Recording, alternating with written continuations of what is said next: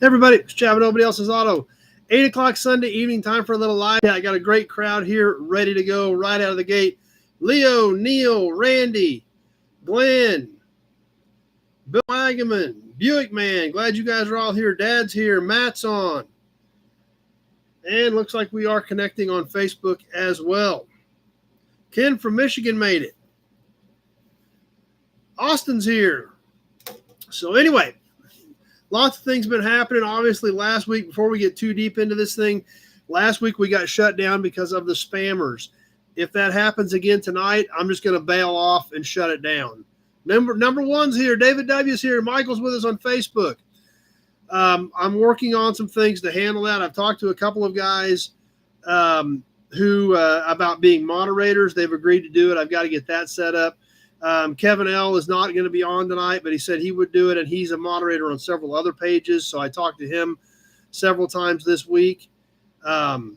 So he's kind of helping line some of that out. Lee's here. Albert from Fargo. Dennis made it. So working on that and trying to get some of that stuff set up because it's going to happen again. Kevin's here. Obviously, the channel continues to grow, and YouTube is starting to push it a little bit more. Carl from Bismarck's here. So it's going to happen. It's going to continue to happen. It's probably going to get worse. So we're going to get some moderators on to help try to manage some of that. The other thing I need to ask you guys to think about, and I don't know if this is going to be the answer, if we're here at this point or not. Alex Kalish is here. Is if this is going to have to go to membership. Which would be a couple dollars a month for you guys if it comes to that. So Jeff from Ottawa, Kenny's here. Something to keep in the back of your head as things move forward. Not going to happen tonight or next week, but I don't know. Obviously, the bigger the channel grows, I'm still a small fry. I understand that, but the more you grow, the more YouTube pushes it, the more spammers you're going to end up with. That's just the way it is. If it comes to a membership situation at some point in time down the road, I'm talking $2 or $3 a month is where I would keep it at. Which of course YouTube wants to push you to that because they take a chunk of that. So there's Gray Kitty. Yes, hello Gray Kitty. Come on, you want to come up? So, like I said, if it blows up tonight with spammers, I'll just shut it down. We'll go as long as we can. Mark's already thirsty. Good idea, Mark. Johnny Z made it back. What are you doing, Gray Kitty? Meow. What?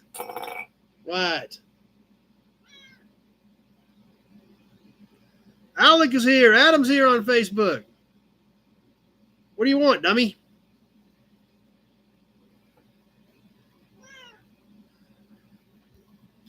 So, anyhow, going to kind of play it out and see how things go. Like I said, I do have a full episode built tonight. If we don't get through it, we don't get through it. We'll get those moderators set up hopefully by next week and see how things go. But I'm just looking worst case scenario if it does come to a membership situation. No, I forgot to, Bill. I got to get you some treats, don't I? They gave you money to give me money to get you treats. I keep forgetting to. Yes. Oh, now yes, exactly. That's what you're scolding me for, right? Yes.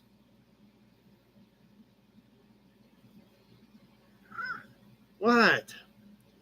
So bear that in mind, guys. Please work with me. We're doing the best we can. Unfortunately, we are at the mercy of the system and these people who, all I can say is I'm glad that we all have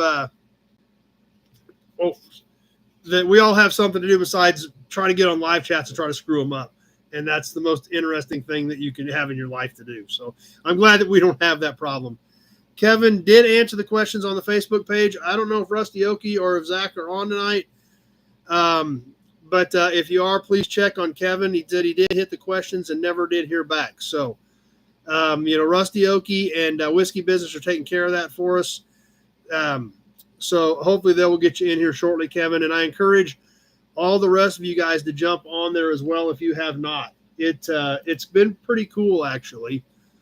Like I said, I do look at it. I don't have time to sit there and comment on everybody's stuff, but I do look at it once or twice a day, and it's been great. There's been a lot of posts. You guys have a lot of stuff going on, and it's cool to actually see your stuff. Just like Lee's pickup.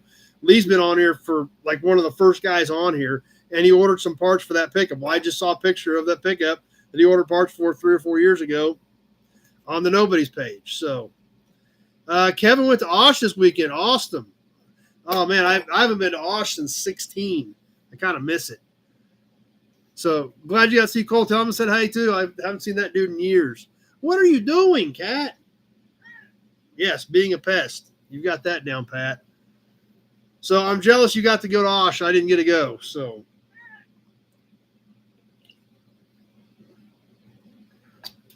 Alec likes the page. It is. It's been super cool. And I can't even remember what everybody's posting. But you guys are posting your collections, your cars, where you're going, where you're out driving. It's awesome. Joe had a killer 60 Chevy 4-wheel drive pickup. That was cool. Somebody had spark plugs and radiator grill shell collection. So, oh, and Joe had his airplanes posted too, because Joe likes airplanes too. So it's really cool. And like I said, I can't remember everybody's stuff, but I have seen it all. I am looking at it. And it's really cool. So if you're not on there, be sure to get on there. Make sure we'll get Rusty Okie or Zach to get you in. And it has been pretty neat. And I appreciate all of you guys being part of it, because it is kind of building itself already just within a couple weeks. It's been great. So super excited to see all of that coming together, and appreciate Zach and Rusty Okie's time and dedication to organize that and put it together. 122 airplanes, all 148 scale. I see there was a slug of them. I didn't count them all. Alan's here with us. Nate's on. Nate had his wagon on there too. Yep, I did see Nate's wagon. He posted that on the page. So, like I said, it's been a great thing. Just a couple weeks in, and it has been awesome. Big job. Everybody's had a good attitude, and like we talked about, that's one thing that I won't tolerate, and I know Zach and Annie won't tolerate, is anybody not having a good attitude or being negative on there. And it hasn't been that way. It hasn't happened, which is awesome. It's been supportive, and it's been a really great deal. So if you're not on there, you need to get on there. Hopefully they'll figure out what happened with you, Kevin. And anybody that isn't on there, please get on there. It's well worth it. So Austin's having, and there again, Austin chiming in. All the comments have been positive. Everybody's having a good time with it. I did get your note, Leo. The interior trim, I wouldn't have anything that's any good. It would all need to be, recovered and restored. So excited about the page and how it's coming together. And that's something else too. If this thing does come to a membership type situation, or if that's what we end up having to look at, we'll probably discuss some of that on there as well. But hopefully last week was a fluke. However, the more the channel grows, the more it gets pushed out there, the better chance of that's going to happen. The more, more exposure is always great, but when you get more exposure, you run into those type of situations as well. Randy liked the 57 Plymouth. That was kind of a cool car. Had some fun videos go up this week. The cord video, if you guys didn't catch the cord video from ACD, we did a full cord walk. There was cords everywhere. You couldn't swing a dead cat there without hitting a cord. I mean, they were everywhere.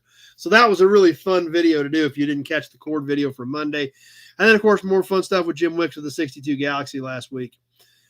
So glad you guys enjoyed that one. That was kind of a neat car. Like I said, I didn't have anything like that, so I was excited to get that. Toy Tuesday, good question, Jim.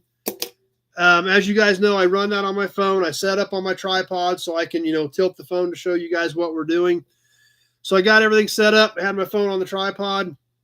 7 o'clock, I hit go live, and my screen went, and I was sitting there. You were looking, my head was the phone was like this, and my head was like this.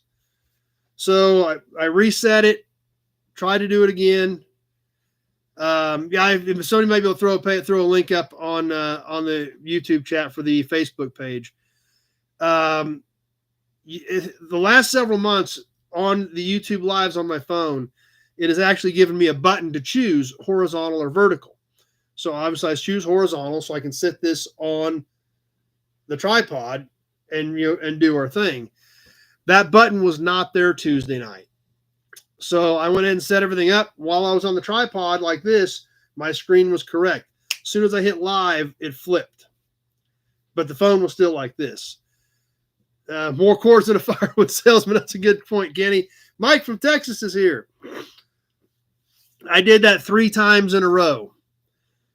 And it just wouldn't cooperate. I don't know if that button will be back where I can set it to horizontal, Tuesday night or what, but I'll start a little bit earlier, and I may end up running a test at like 10 till and seeing what pops up or see what my screen does to see what happens. So Texas Fits All Garage.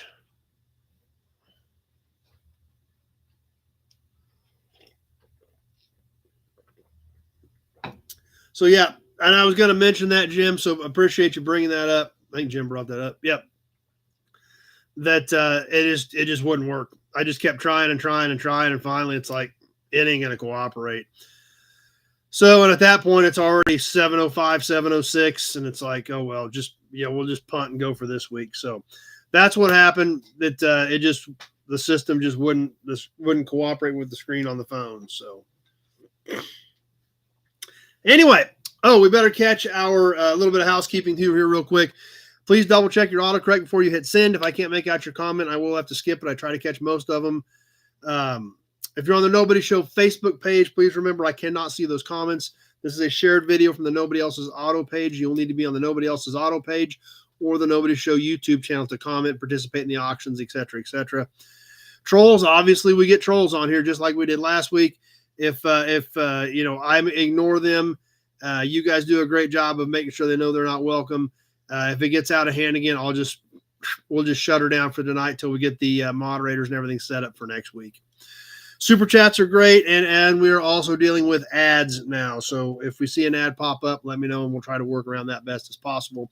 YouTube has been giving me the option to kill them here the last few weeks, so I have been able to do some of that on some of the ads. So anyway, June auctions.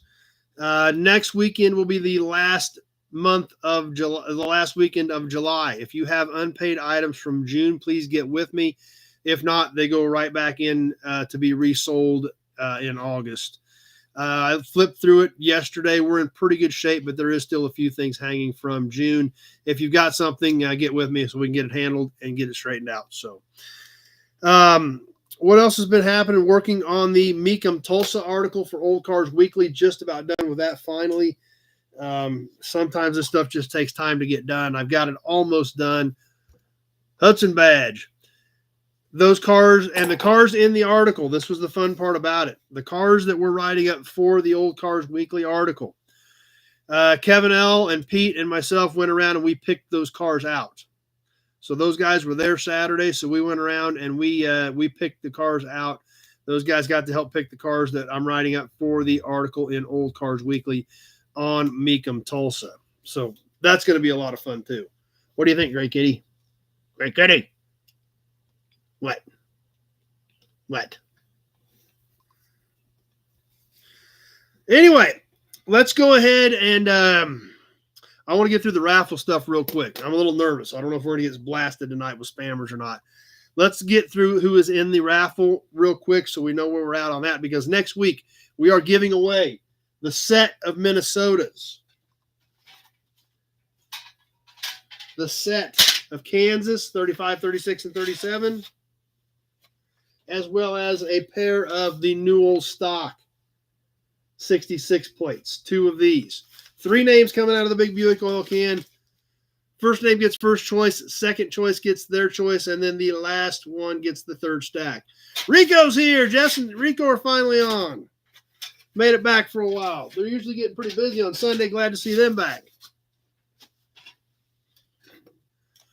So, who's in this week? Let's get that out of the way in case we get blasted with spammers tonight, just to make sure you guys know who is in. Andy's here.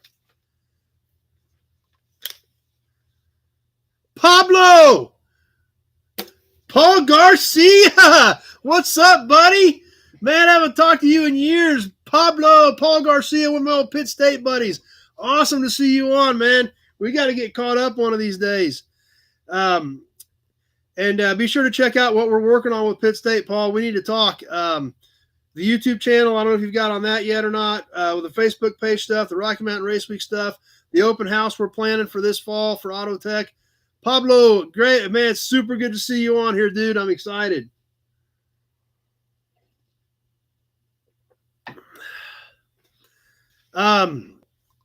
Marks, how do you get in the raffle? $1. Every $1 you send me, PayPal, friends and family, check, money order, whatever you do, get your name into the big Buick oil can one time. Send me $5, you're in here 5 times, $10, 10 times, etc., etc. These guys are all in here as of right now, along with some great kitty fur. So, a lot of you guys, you can see your names in there as of right now. All that PayPal information, mailing information is in the description part of the video if you click on the text after we're done. Who got in this week? Kevin Matson, Alex Kalish, Michael Glagola, Big Job, Adam Briggs, Dennis Chapman, and Chris Bradley.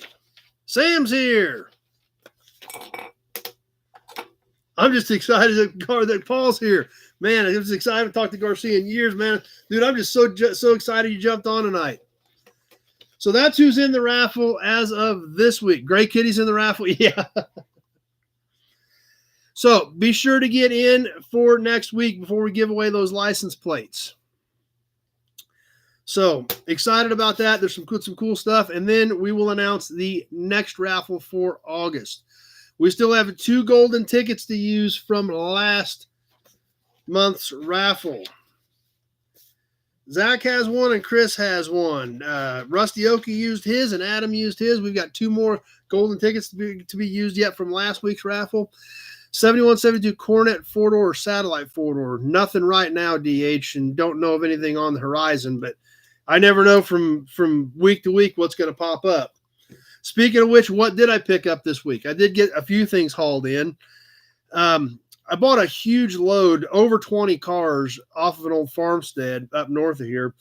Went up there this week to get one, and there was a Ford pickup, mid-90s, sitting back over in the trees, and we're literally driving around writing cars on the list. And the lady said, that one goes too. We jotted it down, never got within 50 feet of it. Well, we were over there. That one was kind of accessible that I could get to, so I figured I'm going to load that one up and bring it back. It's just an old 94 F350 XL work truck, but it's kind of neat. There was something that was kind of weird about it. And, I mean, you'd have to be a Ford diesel guy to probably understand this or know about it. But it's one of the very first Power Strokes. It's a 94.5 turbo diesel, and it's a very early one. It's a December 93 build date on this 94 F350 with the early Power Stroke diesel. Had the little tiny turbo diesel badge under the F350 on the fender. They just used for a year or two. Kind of a different truck. Mary's here. Carl's got a 95 crew cab. Yeah. So I thought it was kind of unique. You know, it was a little bit different. That it was a chassis cab. I'm sure they had a flatbed on it on the farm years and years ago. You know, like I said, didn't think much about it. Those trucks are starting to get hard to find, especially solid ones. So, what the heck, we'll write it on the list. You know, I ended up buying the whole load anyway, and then I bought a few more since I bought the whole load. I thought that was kind of interesting that it is an early Power Stroke. And then I think they call them a 94.5. So I looked at the build date, and it was a December 93 build date. So it was a very early Power Stroke from what I remember, at least.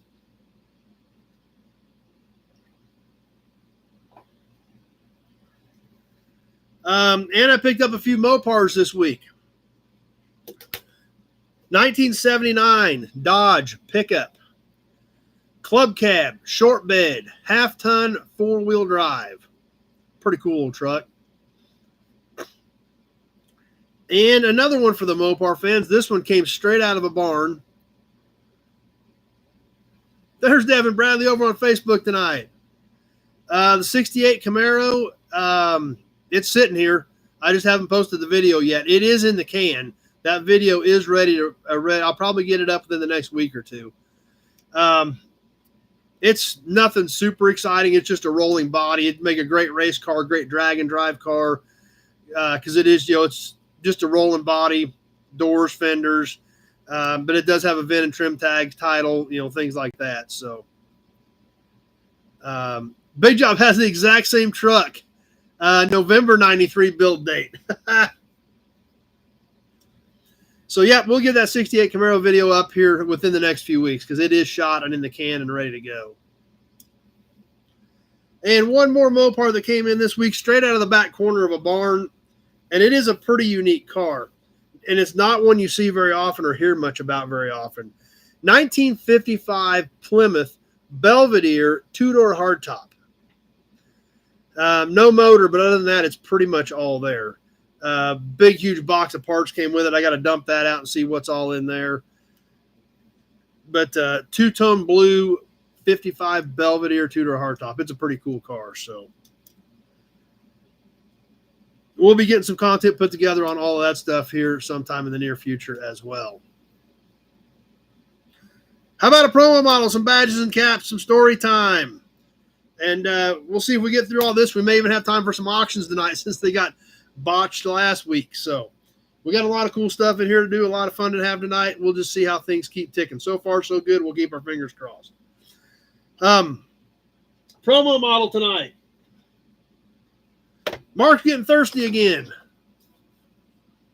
Good idea, Mark. Keep me on my toes.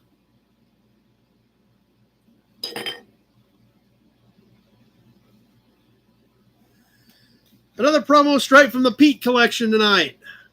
There's Rusty Oakey. Hey, Rusty, can you check Kevin Brown? He said he answered the questions but couldn't get in to the No Buddies page. And there again, also, if you guys didn't catch it last week, there it is. The No Buddies page. You can jump on there. Make sure you join it, answer the questions. And like I said, it's turning into an awesome group thanks to all of you guys. But fresh out of the Pete Winters collection, since I bought a bunch of his extra promos he was selling off. In the box, in the plain old white wrapper box with nothing on it, comes a car that a lot of you probably don't even remember. There's probably a reason for that, but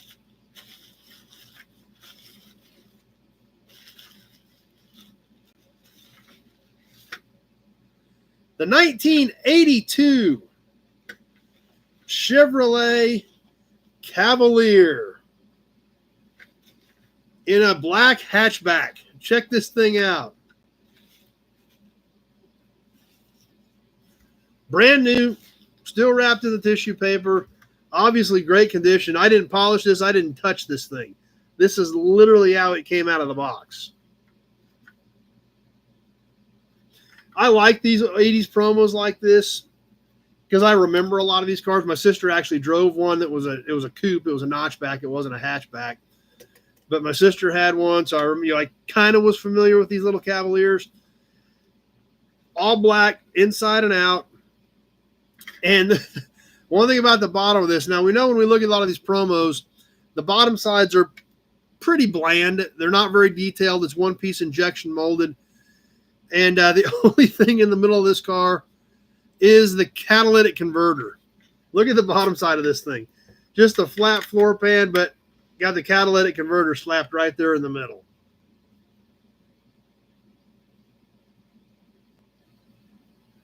Jeff loves them. He had 5 of these things. And there again, and that's some of the stuff that, and this is what I love, why I love about doing some of this stuff in the 70s and 80s.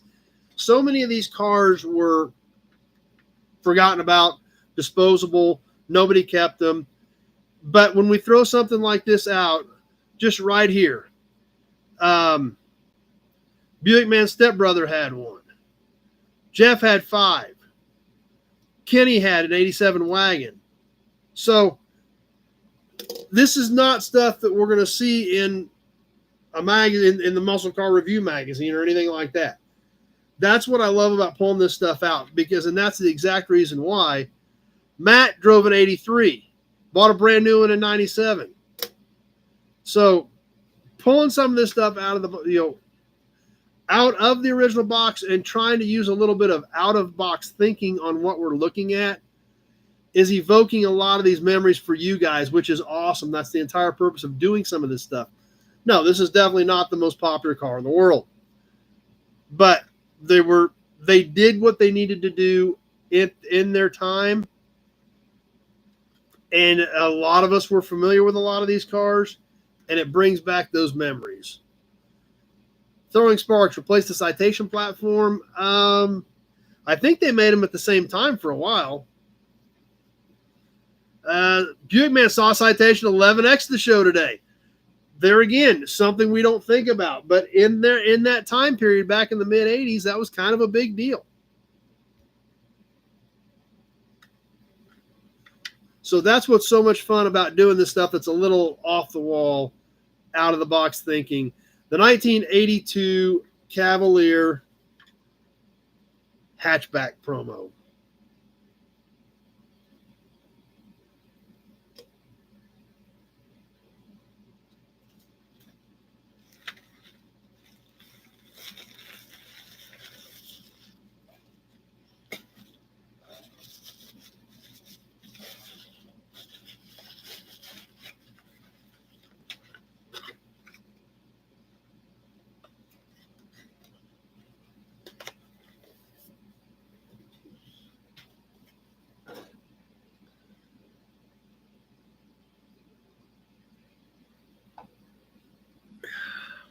How about some badges and caps?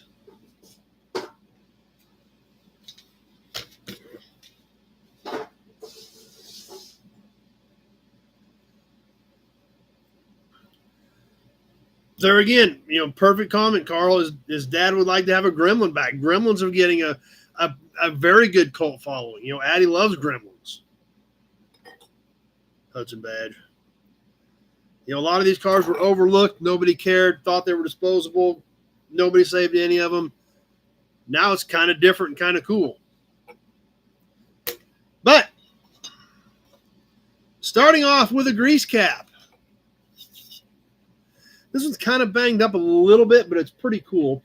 And according to our favorite website, the American Auto Emblem, or AmericanAutoEmblems.com, based on the style of this emblem on this, Cavalier replaced the Monza. That's correct, Kyle. Thanks. Appreciate that.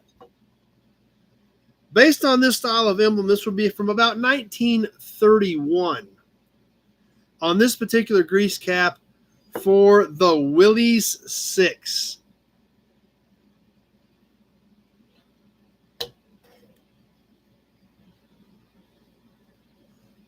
This one actually it was smooth all the way around. There was no hex on the back of it either. Basically, you had these two nubs that you had to get a wrench in. And obviously, we can see what has happened to these nubs as this thing was screwed on and off over the years, how they became damaged. Fortunately, it did not affect the badge too bad. It dinged it up a little bit, but it's still nice, crisp, and clear. We can easily see the Willys 6 on that. Randy's digging it. This is a little bit bigger. It's almost 4 inches across. So this is a nice size cap, which means this badge is very, very dominant and very easily recognized and seen. Awesome. 3 more guys to the page. That probably puts us around 50 people. So 50 people approximately on the Nobody's page. If you're not on there, get on there. It's been a lot of fun, a lot of action on there, a lot of posts. You guys are doing an awesome job with that. So something kind of different. Like I said, based on this style of badge, that shows 1931, according to AmericanAutoEmblems.com, our go-to information site for this badges and styling of badges back in that day. 51 on there now. Awesome. Buick Man wants to see everybody's rides. Post them up. Great idea. So it has been working well. We're only a couple weeks in, but like I said, huge shout out to Rusty Okie and Whiskey Business for helping put that deal together for all of you guys. And there's a lot of cool stuff on there.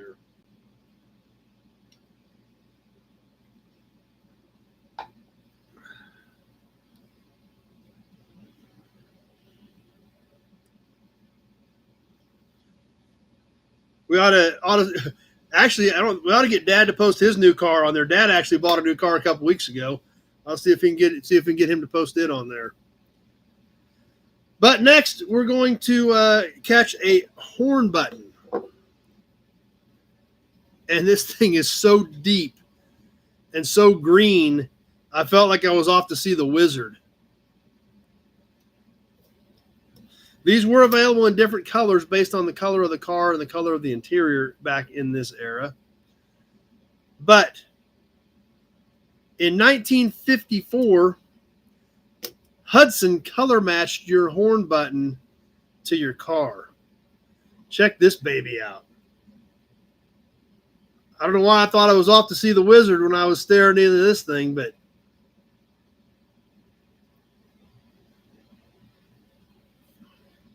you sit there and stare at this long enough, and it's you have a few too many of these Hudsons. You stare at this Hudson too long, and I think you're going to be looking for the yellow brick road. But it is a beauty. It is deep. It's actually if you look at it from the side, you can see the dome on the plastic. So it actually domes out. And it even domes out a little bit on the back. We can see how that's all cast into the back of it. And then it's got the depth of that emerald green with the big Hudson badge in it.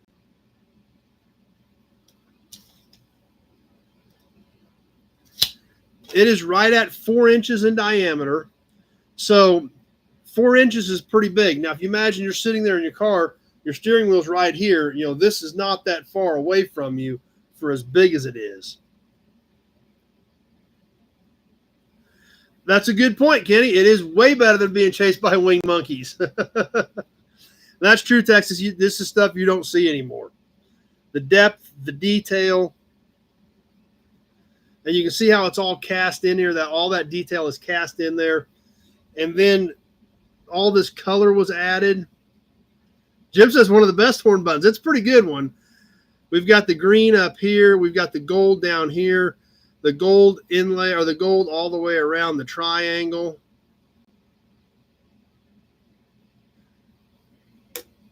It's quite a piece.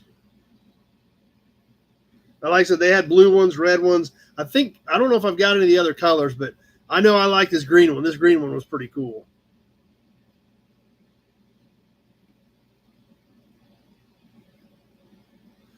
So that's what we've got for tonight. The 1931? The 1931 Willys 6 grease cap. And the Off to See the Wizard Emerald Green 1954 Hudson horn button.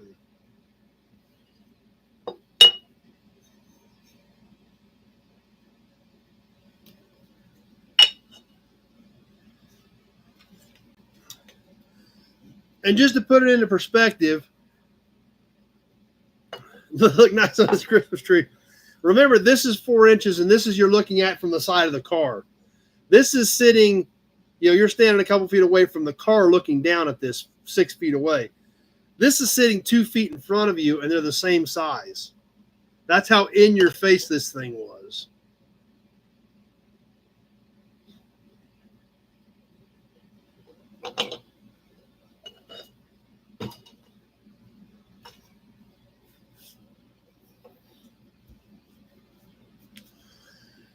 Huh.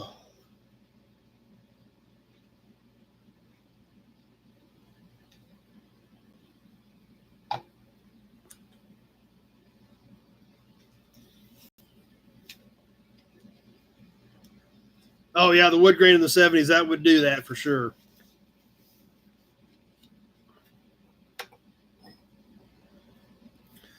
All right. Ready for some story time. Talk about a car Dad did years ago.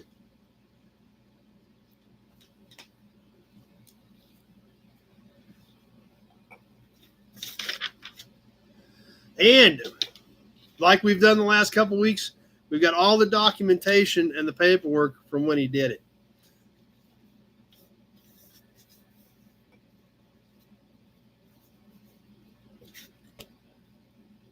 Okay, Dad just posted his car. So if you guys want to go look, he threw his car up there. a couple weeks ago, he finally got one he really, really wanted. He did finally buy a C8. So if you guys are Corvette fans, you'll want to check that one out. It's a gorgeous car, 2022 3LT Z51 C8. It's quite a car. Those things are pretty amazing. So you can go check it out. It's pretty neat. Tony is at the Pontiac Nationals. I hope you had a good time up there.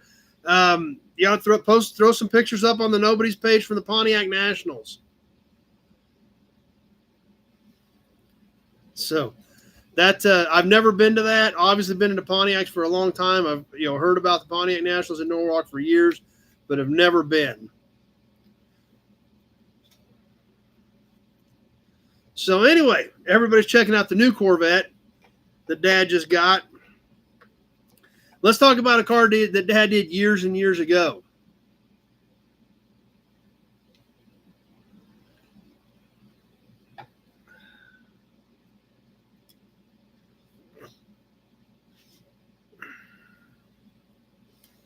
Oh, Kenny's not on Facebook. I guess I got a picture of it for you guys that aren't on Facebook. I didn't think about that. Some of you guys just aren't on Facebook. I'll show you here real quick, Kenny, before we get into story time.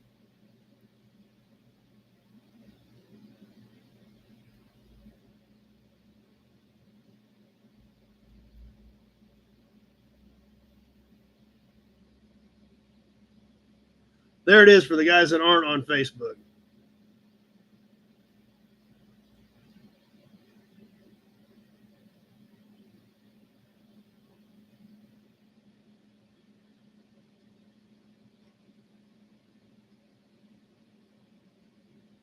So got that from my good friend Doug Ray Chevrolet in Pratt, Kansas. So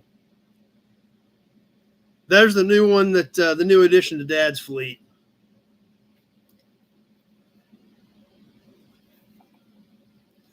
But anyway, you guys will probably remember a month or two ago we talked about another car Dad did back in the late 70s. And we looked at this car. You guys will probably remember this little 1965 Olds Cutlass convertible.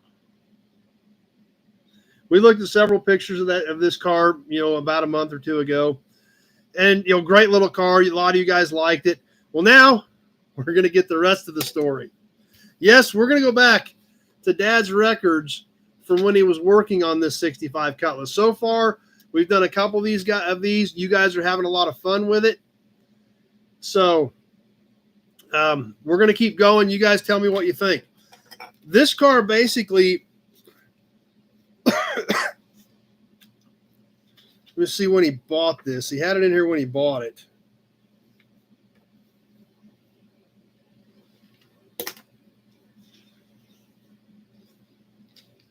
Tractor Mike is here.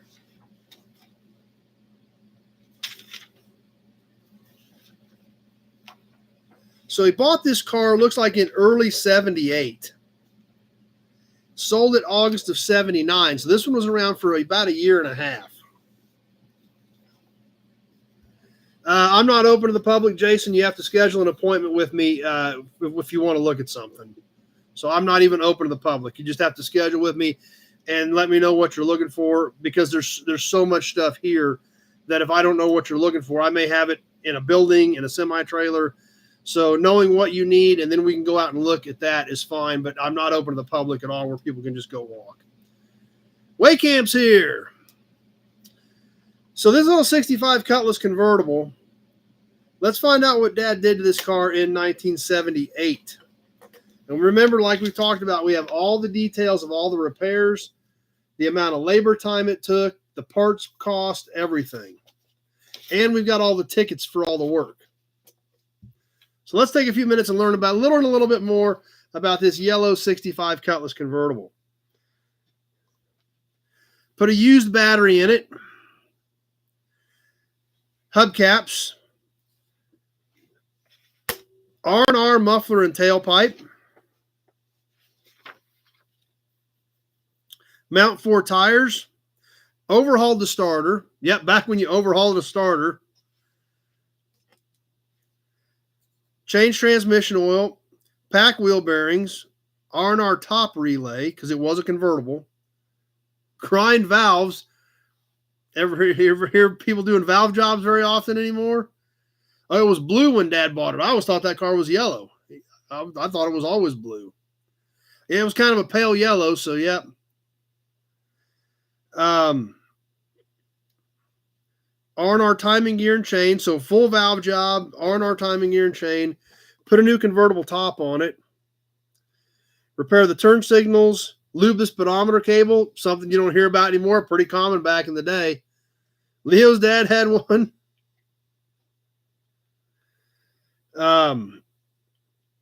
R&R headlight, paint car and do body work, install trunk mat, repair taillights, and serviced it. Now, let's check on some of the parts.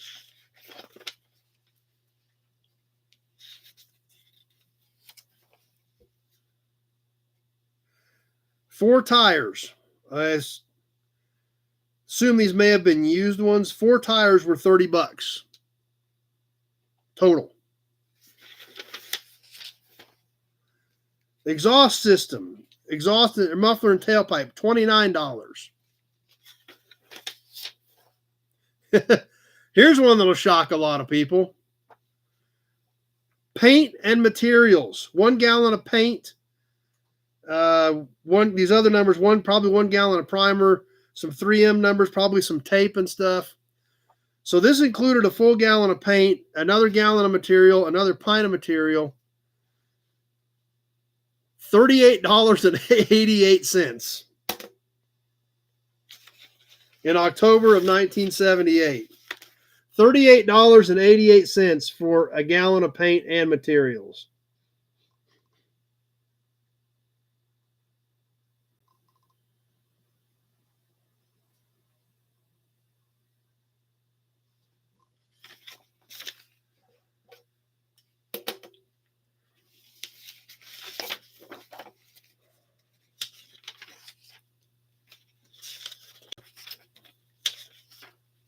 Some of this other stuff is just materials and stuff, nothing of any consequence.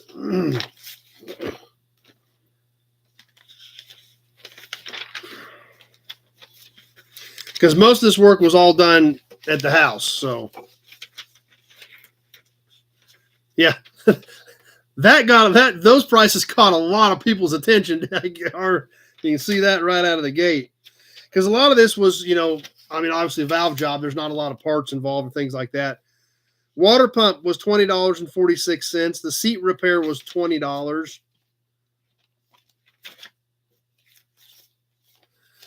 So basically, when you look at this, he painted the car, put a top on it, fixed the seat, and did the top end of the engine. And this was a 13-year-old car. Basically, this would be like getting a 2011 and restoring it. Which is kind of crazy. Because he bought this in early 78 and this was a 65 Cutlass. So the best hotels or rooms in Rome back then were $30. Wow. Yep, $72 for a gallon of reducer. Yeah. So it's just, and there again, when we look at the lifespan of vehicles today and, how far they go, how long they last, Dad essentially restored this car in 78. Paint, some of the interior work, new convertible top, whole top end of the engine. And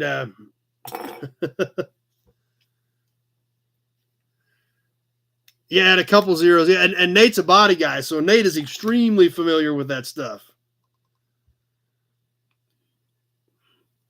Yeah, and some of the reds and yellows can be 700 or 800 a gallon. So, yeah, it's nutso. Kind of crazy to think. But it's so awesome that we have all this documentation. So after all that work, like I said, basically restored the car, essentially. Sold it for $3,100. Cost $55 for a rattle can of touch-up for Buick Man's convertible. Yeah, not a bad idea, Carl. And that's kind of crazy to think. A lot of people still drive stuff from the 90s, stuff that's almost 30 years old now. And this car was 13 years old, and Dad essentially restored the whole car. A lot of time, a lot of hours in that little single car garage. Scott's here with us on Facebook.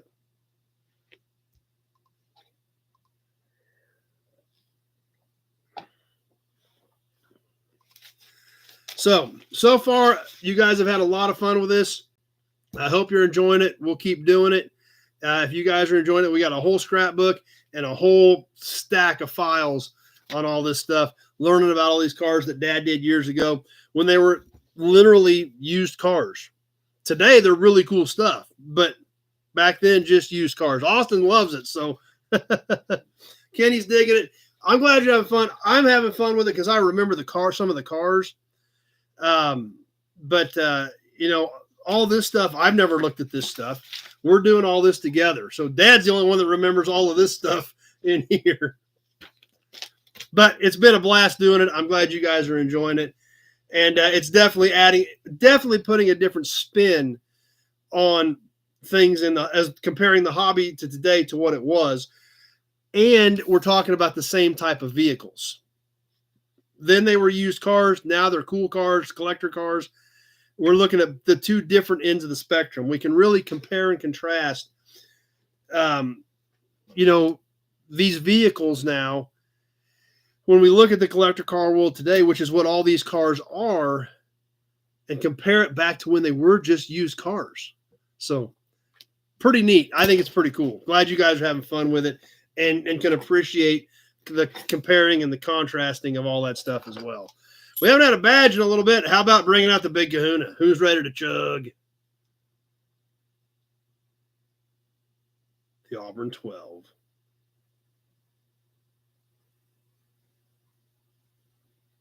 The big badge.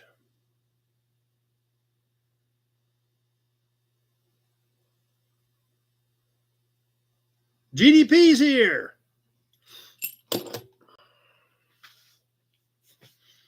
So let's move that out of the way. Let's put the picture back over here. And so far, so good. So we're still ticking along. I'm going to call that a win.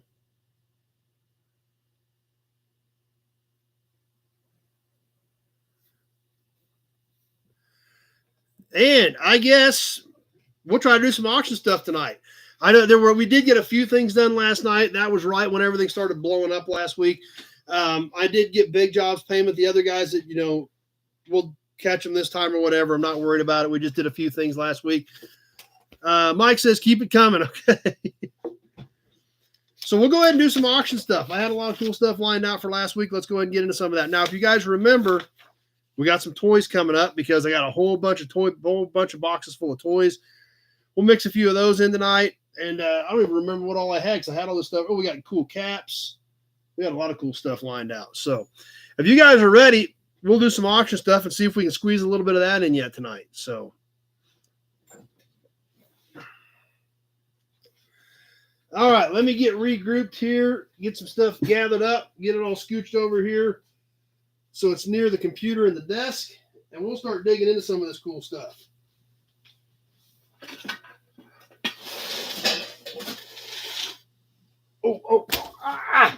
Ooh.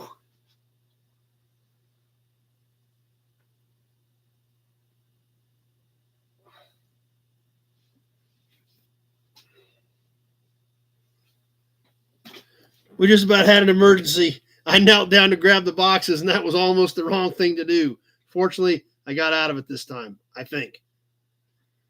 If you don't see me and you hear me wincing in pain here shortly, that means the cramp came back. I might need to go get some mustard.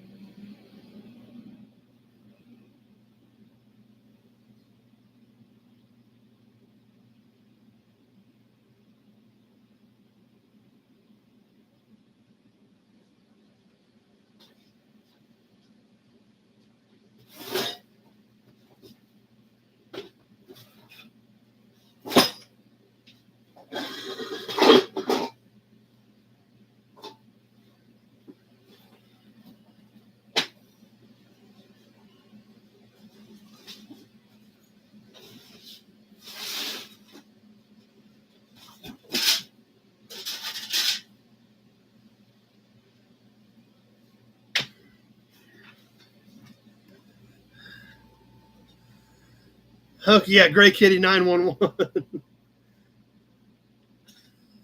Yeah, no kidding. Have a whiskey. That'd probably help.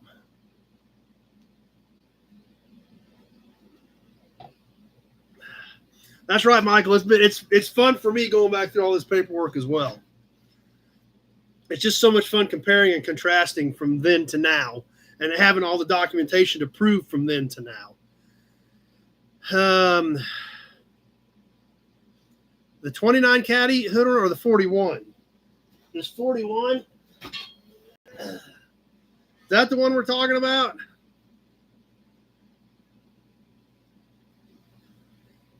Well, that's true. If I rolled the right angle, I could at least still look at Heather. But last time it cramped, I was over on the other side of the office. So,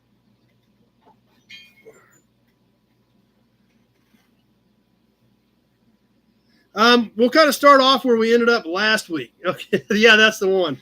I can check and see if that other guy still has that one. I don't know if he sold it or not, but I can check with him and see if you want me to.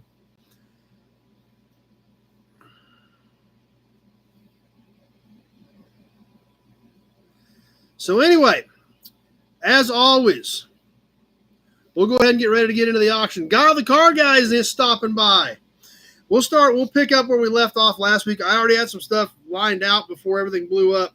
So we'll start working through some of that stuff. We'll see how things go. As always, we'll hold up an item. We'll talk about that item, that particular car. We'll point out any damage, defects, flaws in the particular piece. We may give you some dimensions on it so you know how big it is. As we're doing that, if it's a piece that you're interested in, please throw a bid in out there so that I know that we have some interest in the piece and that we're ready to go. After we get done with the description, I will hit the timer on my phone, which I keep it right here next to the computer, right next to the comments. I'm sure a lot of that interior trim stuff you can, Leo. Classic Parts America out of Kansas City has a lot of that Chevy truck stuff. You might look them up, Leo. I sell them a lot of cores. So we'll go 2 minutes. I'll tell you when 1 minute has passed. I will tell you when 1 minute, 30 seconds has passed. When I tell you that we've hit that minute 30 mark, it is time to be thinking about your maximum bid because everybody has a delay, depending on whether you're on a smartphone, tablet, PC, smart TV, as well as your internet provider. So some people's delay can be a few seconds. Some people's delay can be 20 or 30 seconds. So when I tell you 1 minute, 30 seconds has passed, it's time to be hitting it with your maximum bid. Some of you guys are getting really good at sniping, and it gets pretty fun at the end on some of this stuff. So just like right now, as we're ticking away, I will tell you we're coming up on 1 minute. I'll tell you right now, 1 minute has passed, 1 minute left to go. Tonight, we've got all small stuff, so shipping will be included in the purchase price on everything as of tonight. I don't have any big, bulky, or heavy things, so we will factor shipping into the total price, so you won't have anything extra there. In the 48 states, non-U.S. bidders, you will have shipping out of the 48 states if you choose to do so, because this thing kind of feeds itself financially, and shipping packages out of the U.S. can get super expensive really quick and kind of torpedo the whole thing. Anybody in the 48 states, shipping will be included. So, Mike G. GDP appreciates a good snipe.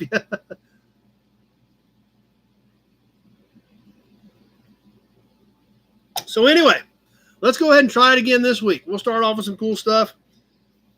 What did I have ready? I had some toys ready. Where are those toys that I had on my list next? These are Tootsies, fresh out of the last auction find a week and a half ago. This is a set. There's a couple of small differences in them. We looked at these. I just started to look at them.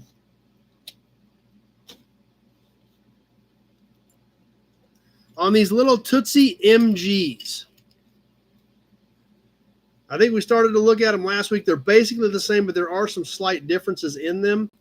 If we look right behind the front wheels, we can see behind the skirt, the blue one has more of a body to it than the yellow one. Austin's ready since Pete isn't here tonight. These are both Tootsies. They both say Tootsie on the bottom. Leo starting us off at 10. They're both original paint. And they're MGs, so they're a little bit out of the wheelhouse of what we typically do. But they are left-hand drive MGs, so. Kevin, 11. The dashboards are in them. So kind of some cute little buggies. Let's go ahead and get them on the timer. Just cute little Tootsies. Nice little shelf sitters. Original paint. Have not been played with extremely heavily and really in pretty good shape. Probably because these are early 50s era MGs, 51, 52s. So these are, we're probably mid 50s era toys. So we're on the timer. Let's get boogieing on them. And I'm going to get out get the next stuff ready. Had a couple things already written down. We're just working straight off of that stuff.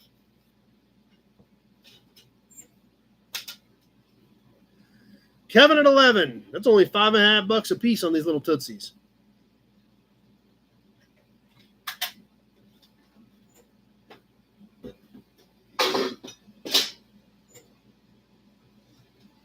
Yeah, they're all to drive them. Yep.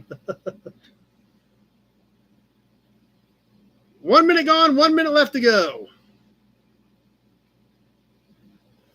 And that's another good point, GDP. This paint did chip fairly easily, and the only wear on it is just on the high points. So these probably weren't played with much at all to be in this condition. That's another good point.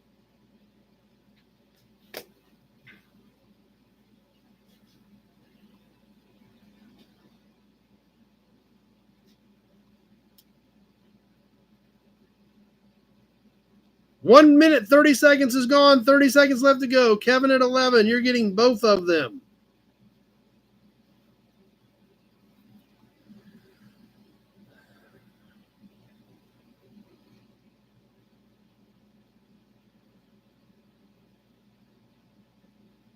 Just about ready to wind this one down. Coming down to the end. Kevin at 11.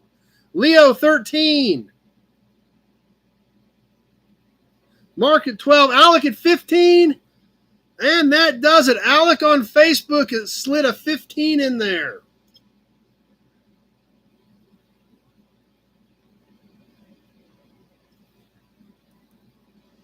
There was 3 shots there within the last 5 seconds.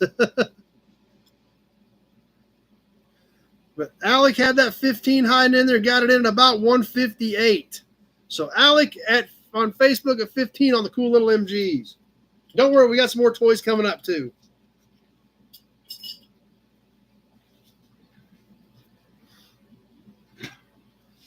All right, next thing I had written down was some license plates. And this is kind of an interesting deal. I'm going to sell you 2 plates, but they cover 5 years. And they're the same number.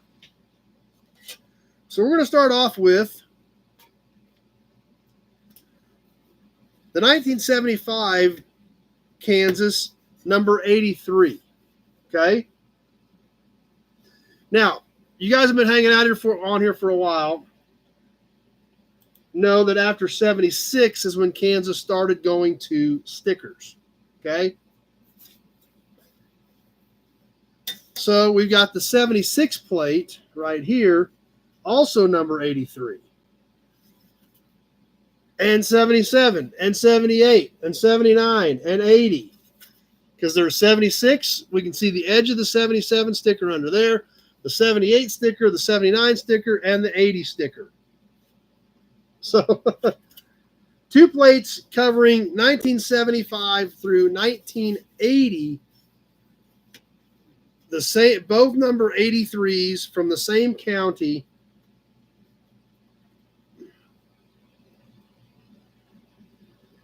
Excuse me. And we've got Martin at 22. So let's go ahead and get this on the timer. Leo started us at 20, Martin at 22. Yeah, random placement. And you're not supposed to do that, but I'm kind of glad they did because now we've got this whole story for number 83 from 75 to 80. So let's go ahead and get this thing rolling. Martin at 22.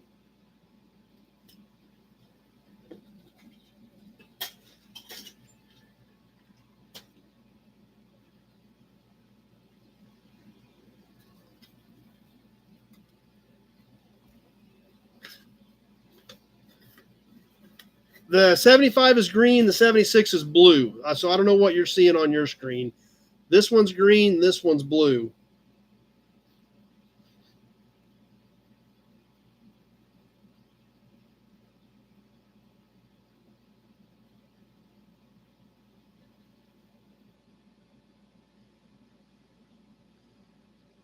That's the county. SF was Stafford County.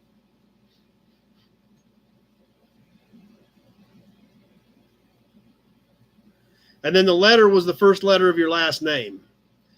Or the closest one that they did to it, because they didn't do all of them. 1 minute gone, 1 minute left to go. Martin at 22.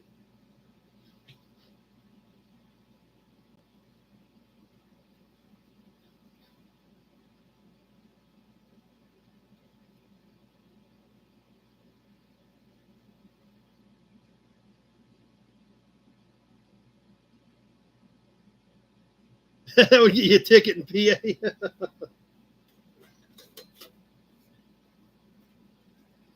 A minute 30 gone. 30 seconds left to go. Martin at 22. Texas at 25.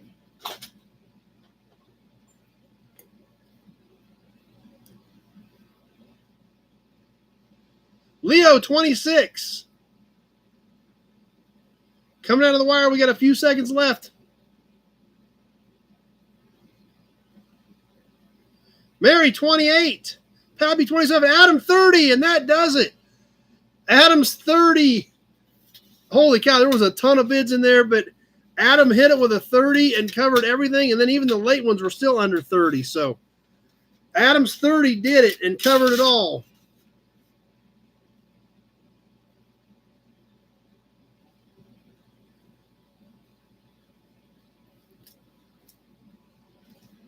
Pappy's here.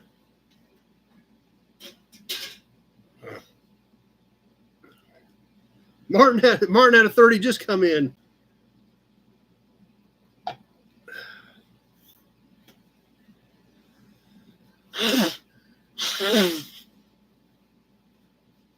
But both those last two, both went on Facebook, and both of them, Alec went $3 or $4 over instead of one bid, and Adam went $3 or $4 over instead of one bid, and that saved both of them because there were snipers on both those pieces, and they covered them all because they went $3, $4, $5 over the bid instead of just one or two.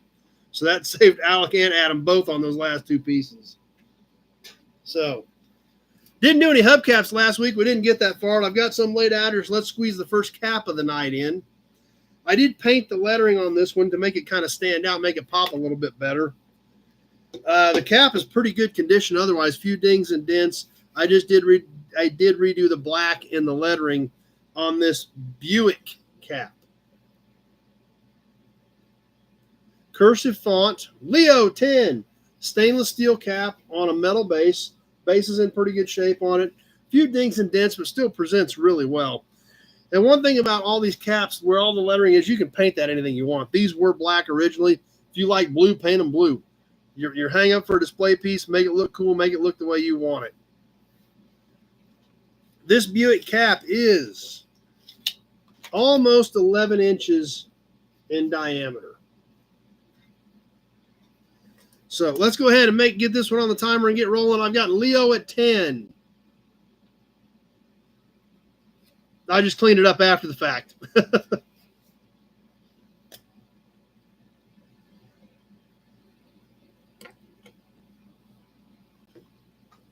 Mark, 15.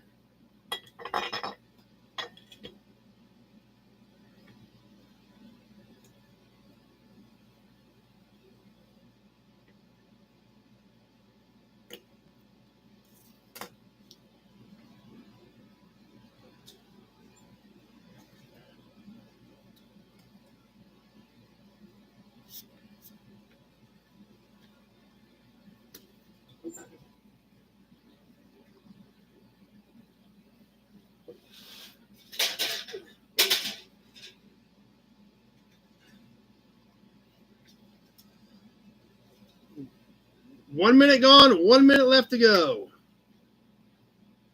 Mark at 15.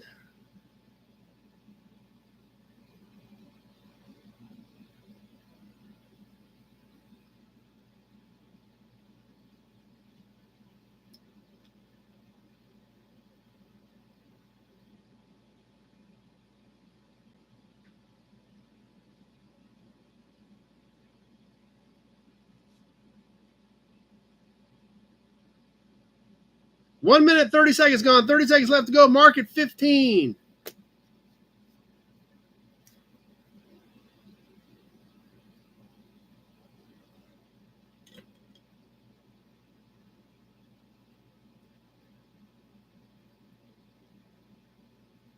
Kevin, 22.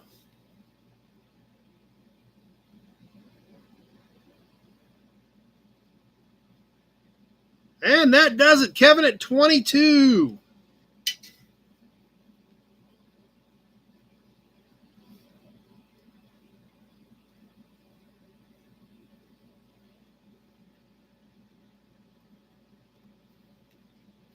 Leo at 26. Dexus at 25. All came pouring in there after the fact.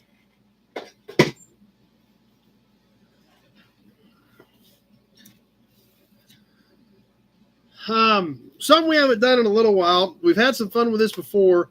I bought another box of it. I need to do some more sorting because I ain't even through the last few boxes I bought, but we've had a lot of fun with these. I'm doing some of these old factory sales brochures.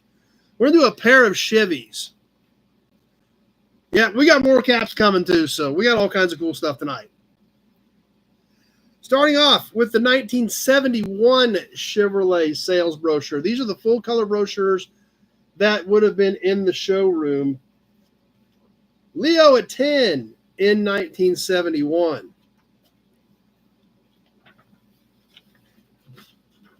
Awesome full color pictures in these things. GDP 15.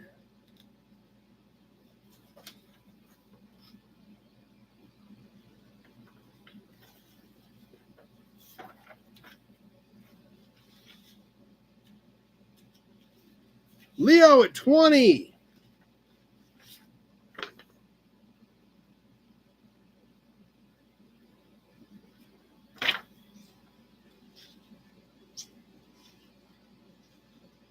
Dennis 23, and then there's the options.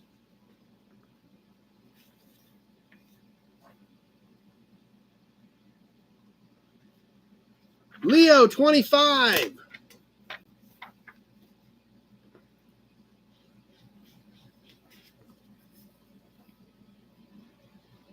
Yeah, that's true. They are kind of becoming part of history.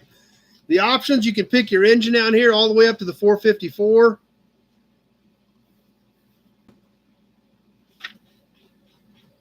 And this brochure is 20 pages counting the covers. So let's go ahead and get this thing rolling. We kind of got to dig it in there, and I forgot to put it on the timer. Leo at 25 on the 71 Chevy sales brochure. What other cool pictures are in here? Oh, check this thing out.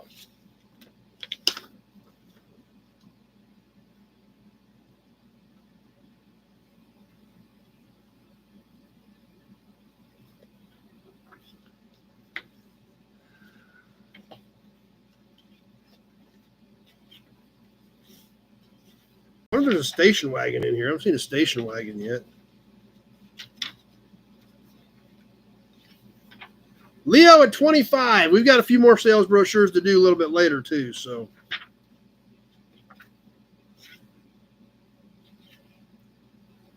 yep, that's true. Back when somebody could work on some of this stuff. Woo, boy. Check this one out. We'll wait till we get past the 1 minute mark. 1 minute gone, 1 minute left to go. You're going to have to take in this interior shot. This is a thing of 70s beauty here. Leo's at 25 as of right now. But check this out.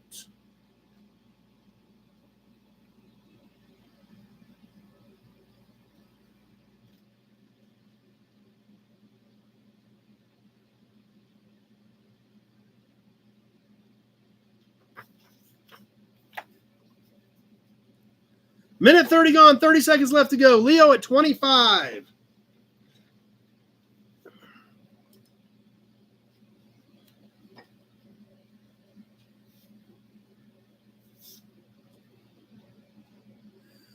Just about ready to wind this one down. That's true. You could frame these things. They are so nice. Leo at 25 as we come down to the wire.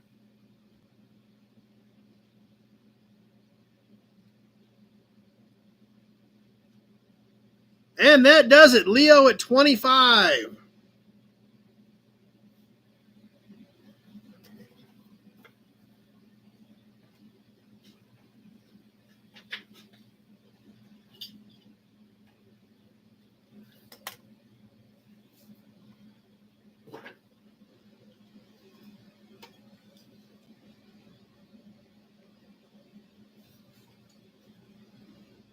Good idea, Leo.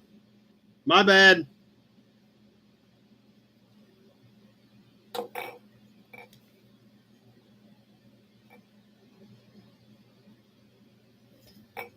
Who's ready for a couple more little toys? These things are cool.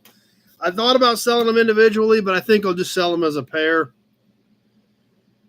The first one, yeah, now I can get you your raffle stuff sent to you too, or your bonus drawing stuff. Excuse me. This one says Manoil, Manoil, made in the USA. It's 4.5 inches long, and I believe it's supposed to be a fire truck. Check this thing out. This is a really cool toy. Leo at 10. Look at the nose on this thing.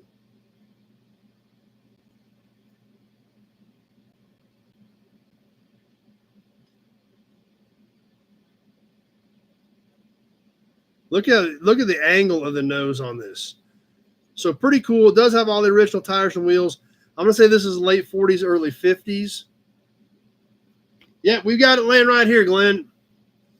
Going along with this one just says it's a Butte. That's all it says. And I don't know if you guys will be able to read that or not. In here, it says it's a Butte. Got an ad, so. It's a Butte number 2, made in the USA. So it does not have a name on it. You can see it has the original tires and wheels on it. But check this thing out. Late 30s Art Deco, chop top almost type styling. The nose almost kind of looks like a Chrysler, but who knows. Back of the car, big slope, low roof line. So this is a smaller toy, but it's a Butte. About 3.5 inches long. Yeah, but I haven't seen or I missed the warnings for ads, one or the other. But so, are we clear on ads? Or are we still fighting ads right now?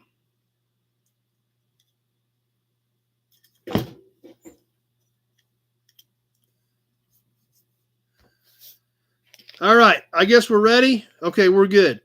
All right, Leo at 10, you're getting the pair, and we are live and on the timer. The Manoil fire truck and the It's a Butte 30s era Art Deco sedan. These were both originally red. They could be repainted, or, they don't look too bad the way they are. Glenn at 12.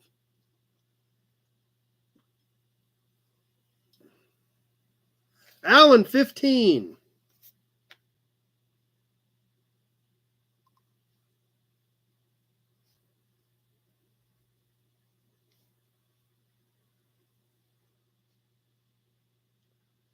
Glenn, 18.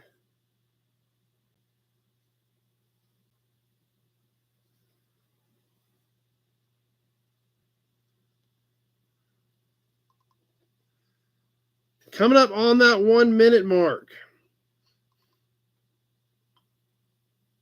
1 minute gone, 1 minute left to go. It probably is, Jeff. It's just really cool 30s era Art Deco type styling. Yeah, it's small. Bigger than a Hot Wheel, but not very much.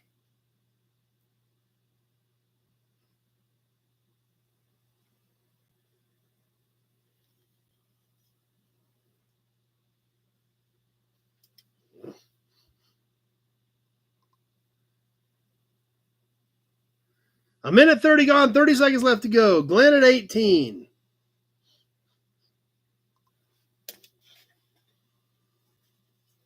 Leo, 19.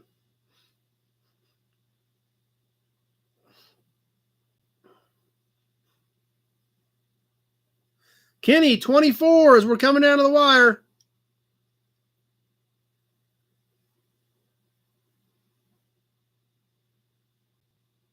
And that does Kenny at 24. Alan had a 25 come in at 2:01. Kenny at 24.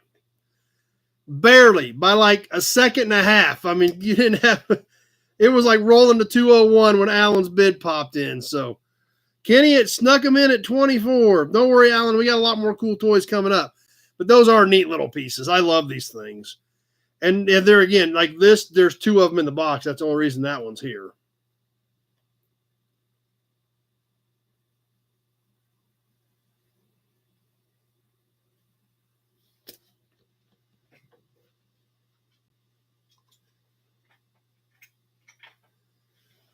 So, yeah, nobody did kill Kenny that time.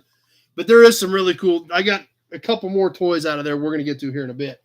But let's do license plate. Let's do license plate. What do we got here? Ooh, I forgot I pulled these out last week.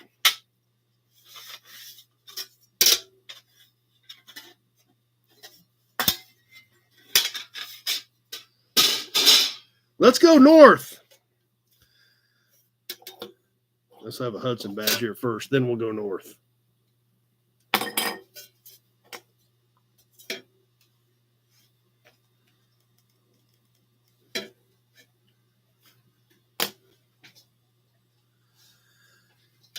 Let's go north to the land of 10,000 lakes. Yes, let's go to Minnesota to 1952.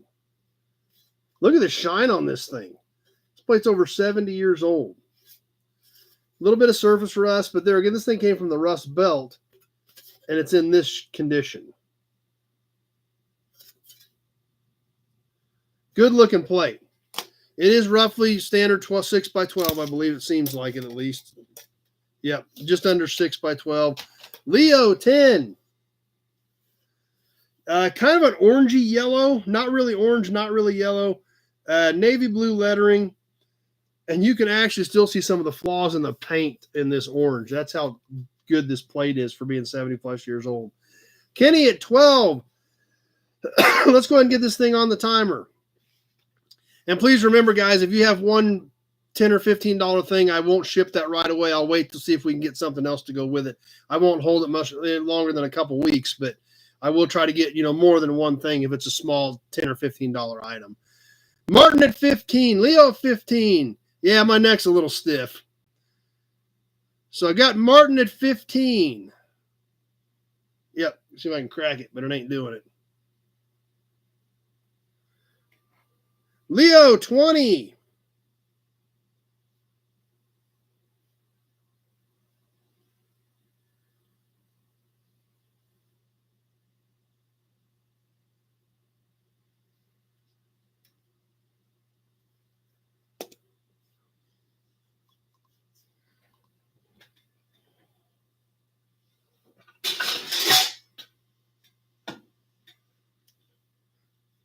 One minute gone, 1 minute left to go.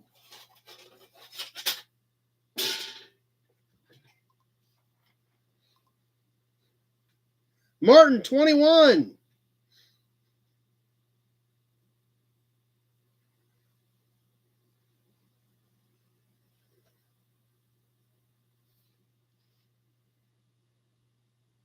Leo, 23.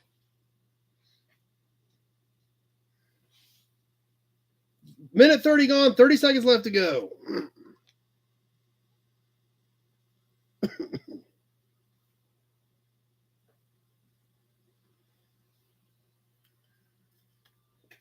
Leo 23 as we're ticking away.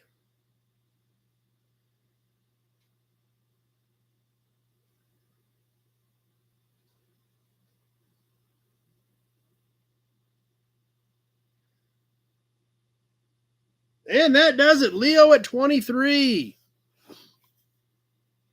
Yeah, appreciate that, Kenny. I won't hold anybody's stuff more than a couple weeks, but sometimes if it's just one or two little things, just makes it that much easier on shipping. It's one less thing I've got to package till I get a couple things in it. Chris, that just showed up, but that's the first thing I've seen from you. That's the first comment I've seen on Facebook in 18 minutes, Chris. So, yeah, if you've been hitting something, I just saw that, and that's the first comment I've seen in the last 18 minutes on Facebook.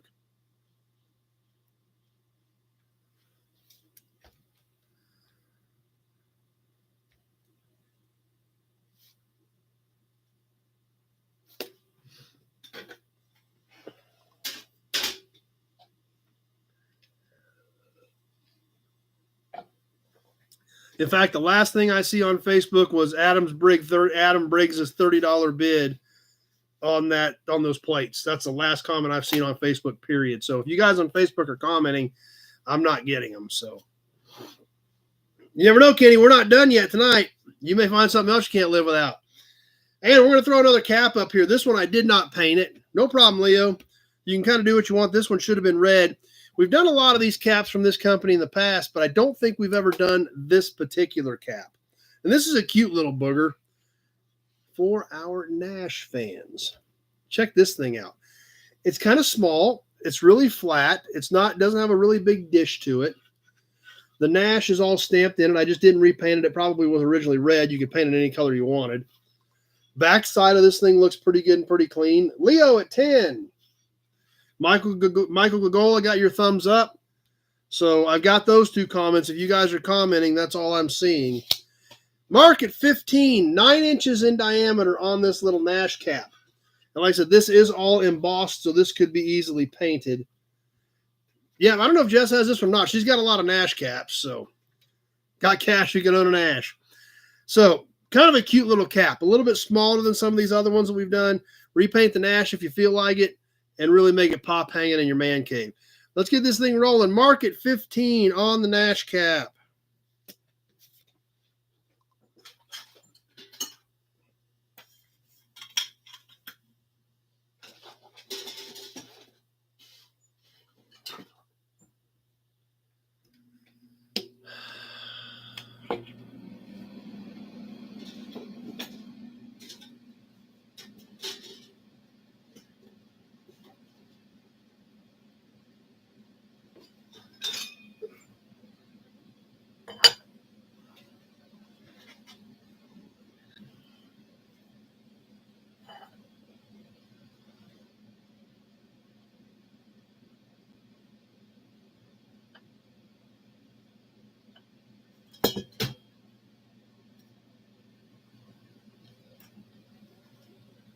Coming up on the 1 minute mark.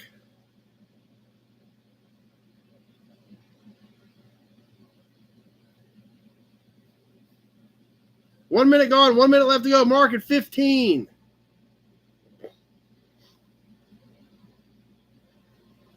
Leo, 16.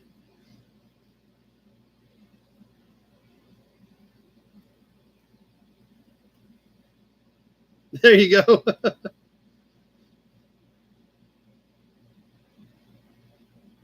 Pete's got some for his 48. Minute 30 gone, 30 seconds left to go.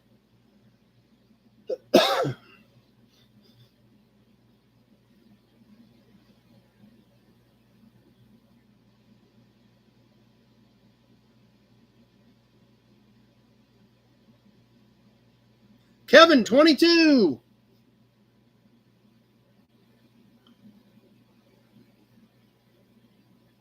Coming out of the wire, about ready to wind this one up. Texas, 25. And that does it. Texas fits all, 25. Kevin had a 26, but it was too late. Texas fits all. I believe that's probably I think that's your first win, if I am correct. Let's give a shout out to Texas Fits All Garage for their new man cave wall hanger.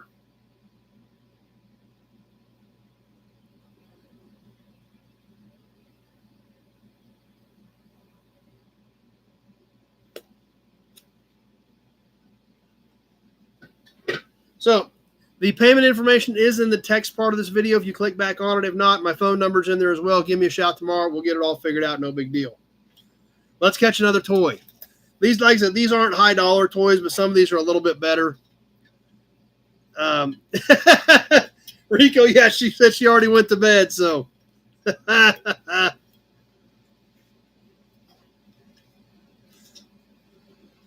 Up next, we've seen these before. I've got some in my collection. I ended up with some more of them in these big boxes of toys, and this is a great one.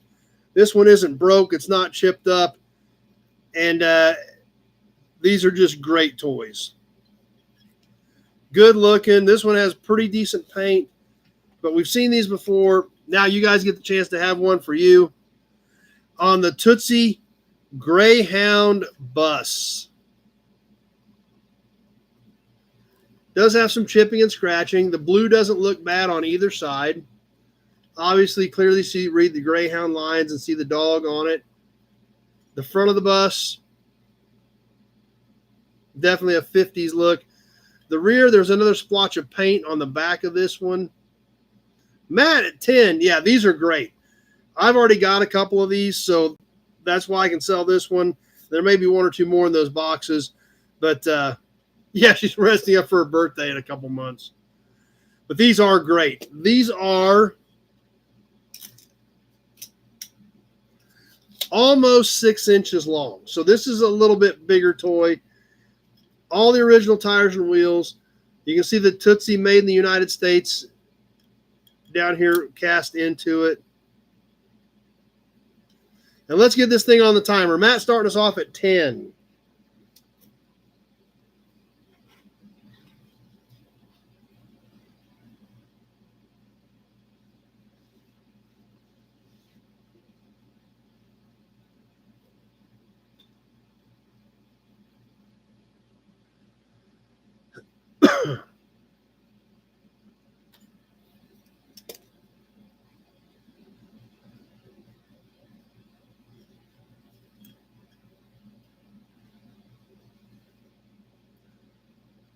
Matt at 10. That's all we got going on this little bus. These things are great. I love them. I don't know how well you guys can see the dog. And that is actually cast into the bus on both sides. This is not a decal. That you can actually feel that in there, because that is actually all cast into the metal.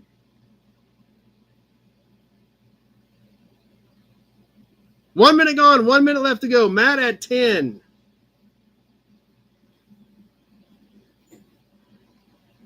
Leo, 15.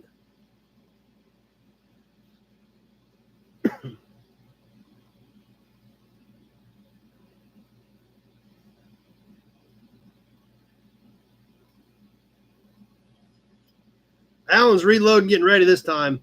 I told you we had more cool toys coming, Alan. Minute 30 gone. 30 seconds left to go. Leo at 15.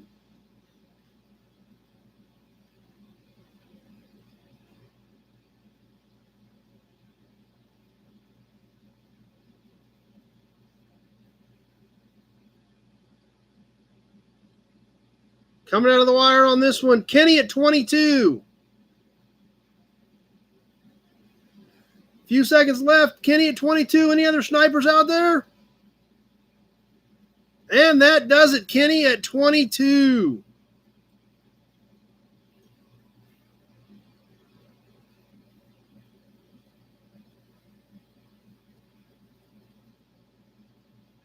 See, I told you we had more cool toys coming, Kenny. Like we talked about, check, money order, PayPal, friends and family, Western Union. And like I said, all that information is in the text part. Or like I said, my phone number is too. Give me a call tomorrow. We'll figure it out, Texas. Not a big deal. We'll make it all work. I tell you what, while we're on toys, I got one more out of the fresh stuff that I just got, and we're going to keep working this stuff in. But I got one more. This is the coolest one I had for tonight. So none of you guys probably bid on it. Because I think it's the coolest one. It is a Tootsie. I think this one's awesome. I love this. Actually, we had just bought this one a couple weeks before the auction.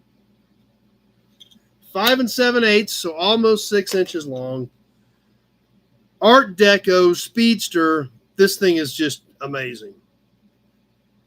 So we're going to catch this one other Tootsie, and then we'll squeeze a few other things in yet. We'll get another plate or something.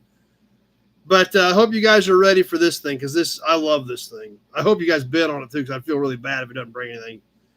Check this thing out.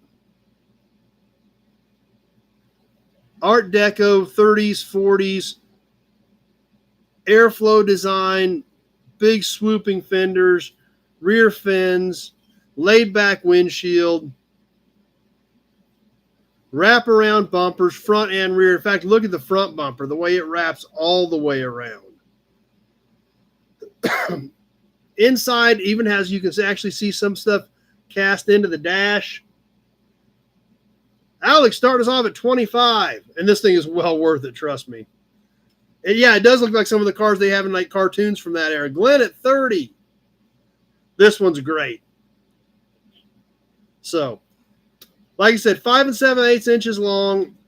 A super cool looking piece. Let's get this thing on the timer. Glenn at 30.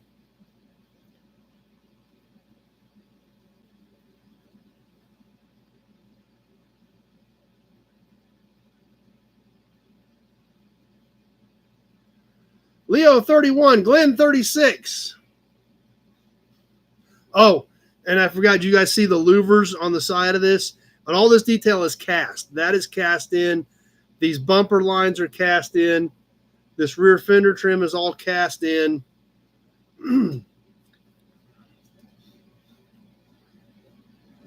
Alex 38. Yeah, this is a great one. It really is. Love this old Art Deco styling, speedster body lines. Glenn, 40.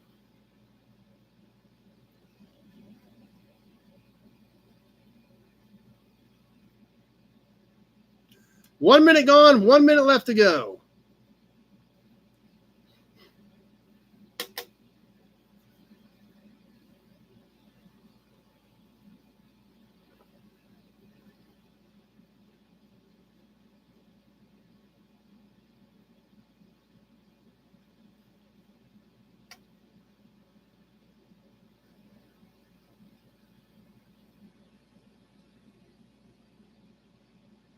And there's the minute 30 mark. 30 seconds left to go.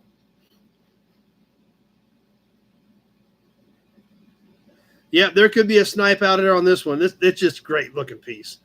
Just love this old styling and design.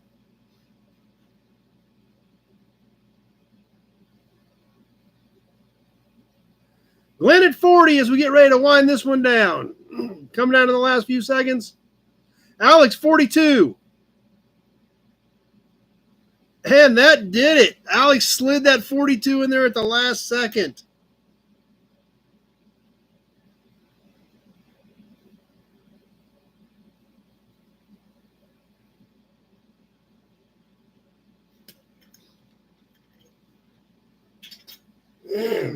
Yep, I bet you guys are getting thirsty.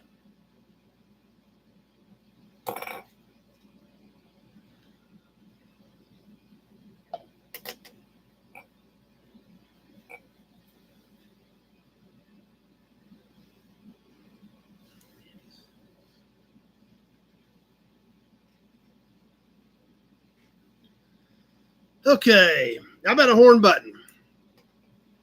We haven't done any horn buttons tonight. This is kind of a cool one. It's not as fancy as our Hudson, but it's pretty cool. How about one for a Plymouth? This is actually a horn button. It would have had a plastic or a Bakelite ring around it. This is just the stainless center out of it. It is actually on a base with the spring even. But what we're interested in is the money shot right here. The Plymouth badge with the Plymouth ship in the middle of it. This would have been early 50s era. Nice detail on it. You can still see the ship. Obviously, there was black background around the ship, red background around the side parts of the shield.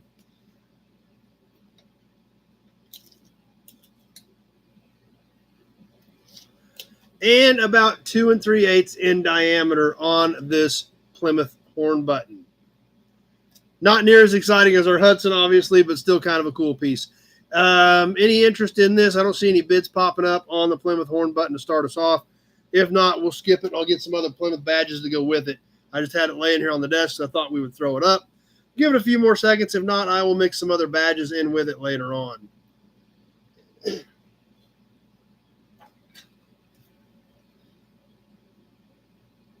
All right, we'll hold this off. I'll get some more Plymouth badges mixed in with it later on. Tweedledees here. I got one more sales brochure I want to get squeezed in tonight. I only bring a couple of these in at a time because I don't want them getting messed up in here. The license plates and things like that, I can put them in a box and shove them off to the side if I've got extras. The sales brochures, I only like to have a couple in here at a time, so I'm going to go ahead and sell this one off tonight as well, so that I can get these packaged up and out of here, and they're not laying here and Gray Kitty stepping on it and bending them up, especially for as clean as this one is, and being an earlier one. Going back to 1963, and like I told you guys, we're going to do Chevy sales brochures tonight, so that's what we got. This thing looks great. Look at the condition of this. The color of that 63 Impala 4-door hardtop. Wait till you guys see what's on the back. The Impala 6-passenger wagon in Laurel Green. Oh, got ads popping up. Okay, I'm glad we haven't started the timer yet.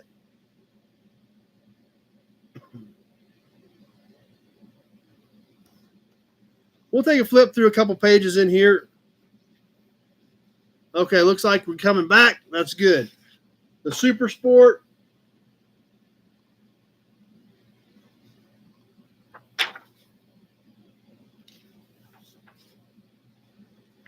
The convertible.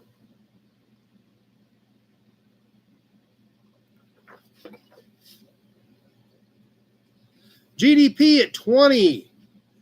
We'll leave a few pictures to hide for the new owner, but oh, check out the wagons.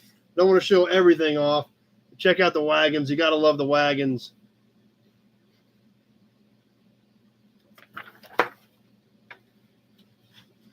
Let's see if we've got any accessories or anything to check out here. We got interiors.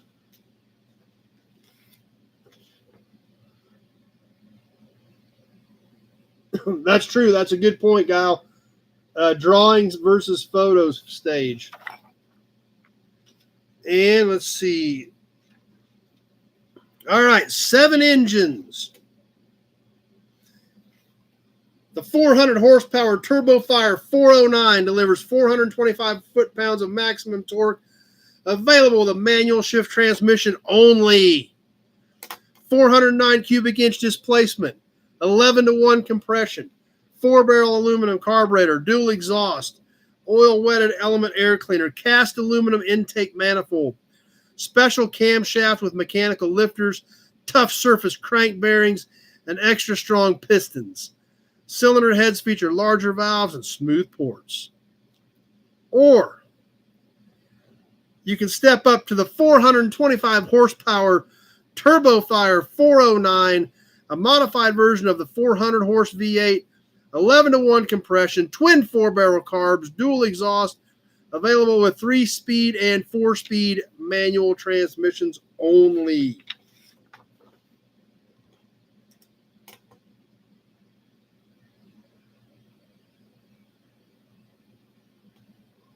So let's get this thing on the timer. Great looking piece, great condition.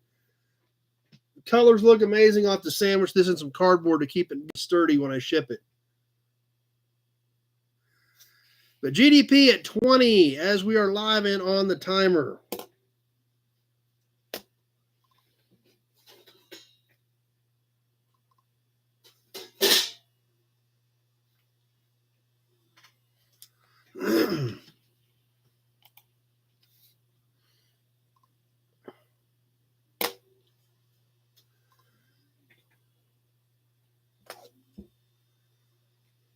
Dennis, 25.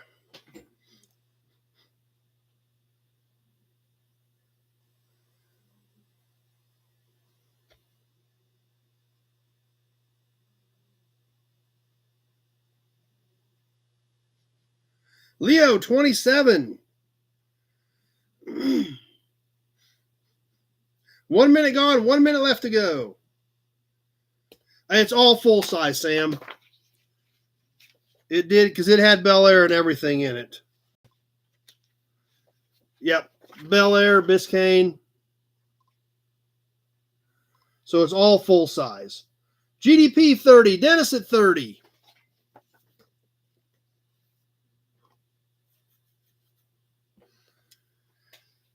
A minute 30 gone, 30 seconds left to go. Austin at 32. Dennis, 34.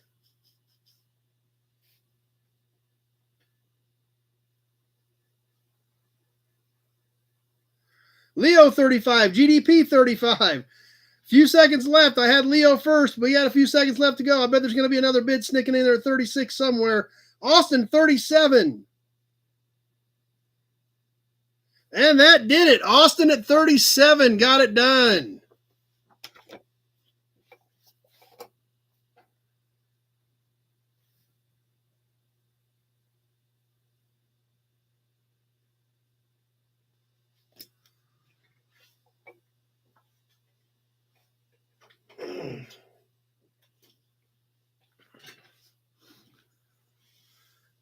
Devin says 63 Lincolns are better. All right, what else we want to do tonight? I got one grease cap laying here. It's a fairly common one. I think we've done before, but somebody may not have one. So we'll squeeze that in, and then we'll see where we're at. Maybe try to catch a little bit of the Auto Trade Journal yet tonight. Grease cap, early grease cap, probably teens era from the Overland Company. I think we've done a couple of these before. Leo at 10. This is a smaller one, so it is one of the earlier ones. 2.5 across the back. The Overland, you can see in the back where the Overland is actually cast into the aluminum. Did have the hex head around it. And the Overland is still nice and clear in this cap. So Leo started us off at 10. And let's go ahead and get this thing rolling on the Overland cap. I haven't given you any Auburn badges in a while. I've been sliding some Hudsons in there.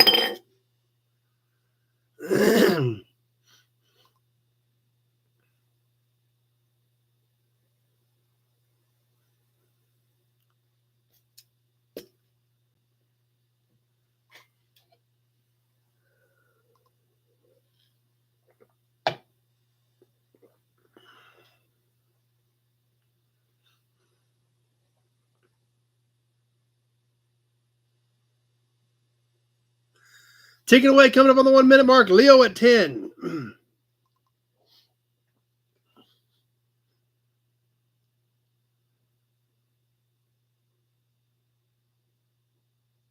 Crickets, yeah. I think some of you guys already have this one, but I know everybody doesn't have it. So be curious to see what's going to happen. 1 minute gone, 1 minute left to go.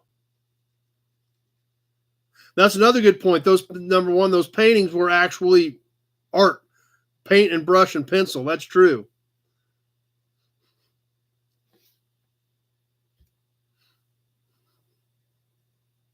Leo must be the only one who didn't get an Overland cap. I didn't think we'd sold quite that many of them.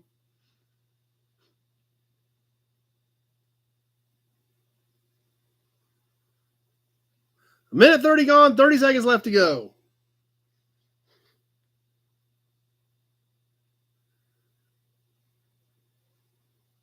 $16. Leo's covering himself. He's afraid there's somebody going to snipe him because it's coming out of the wire.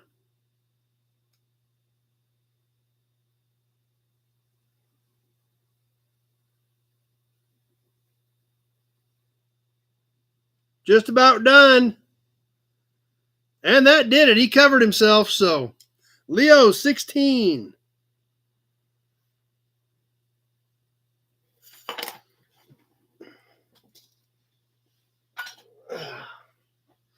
All right.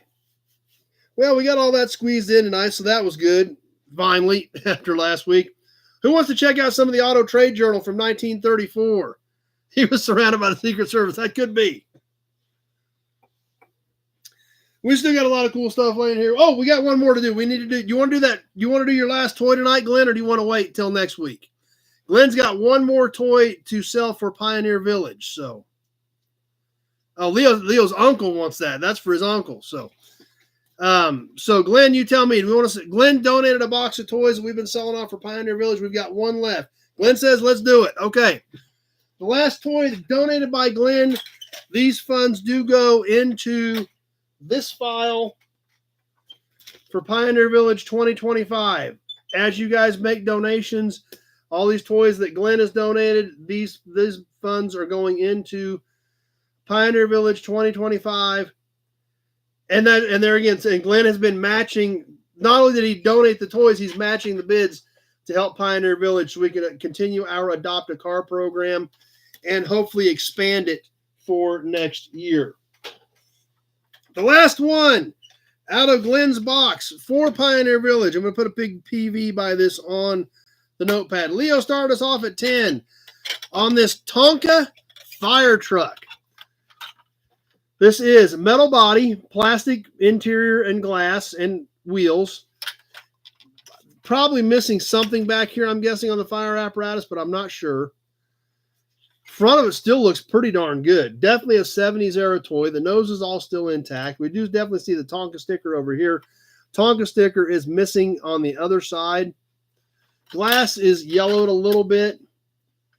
Paint and body, not terrible, considering this toy is probably 50 years old. It's got a few scuffs and scratches, but it's minimal considering its age. Bottom side still looks good. All original tires and wheels. On this Tonka fire truck, donated by Glenn to benefit Pioneer Village, and let's go. We are on the timer.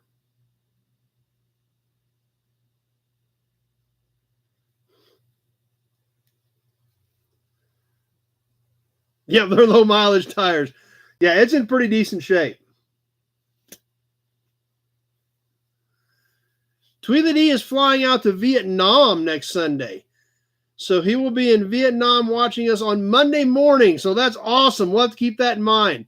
Tweedledee is going to be watching us from Vietnam next week. Perfect, Austin. I think I've got a can here for you yet still too. So, yeah, we'll get that all on the way this week.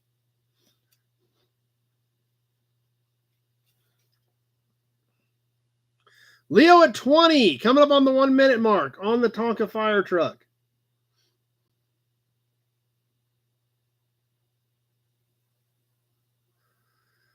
One minute gone, 1 minute left to go.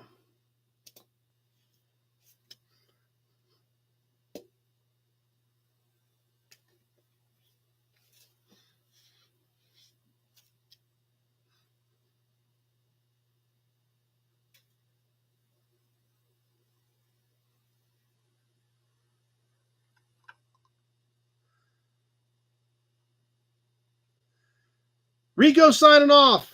Minute 30 left, gone, 30 seconds left to go. That is right. KKOA is next weekend if you're going to Salina for the massive KKOA car show. When are you heading up, Rico?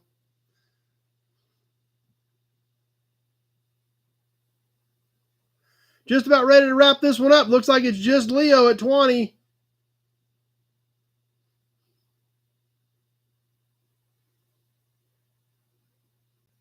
Matt, 21. And that does it. Snuck that one in right there at the end. Matt at 21.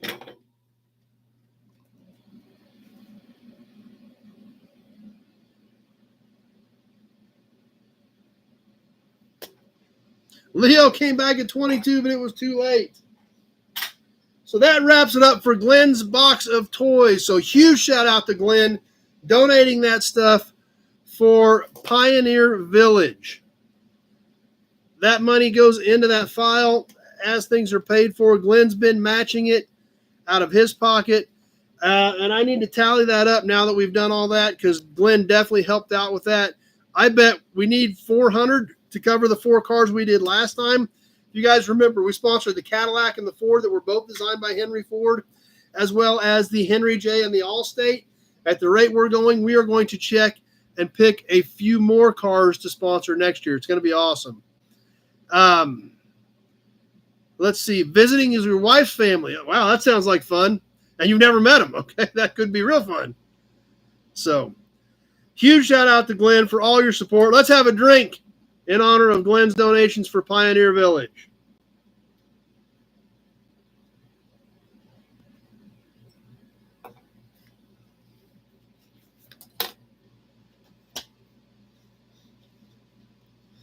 And speaking of Glenn,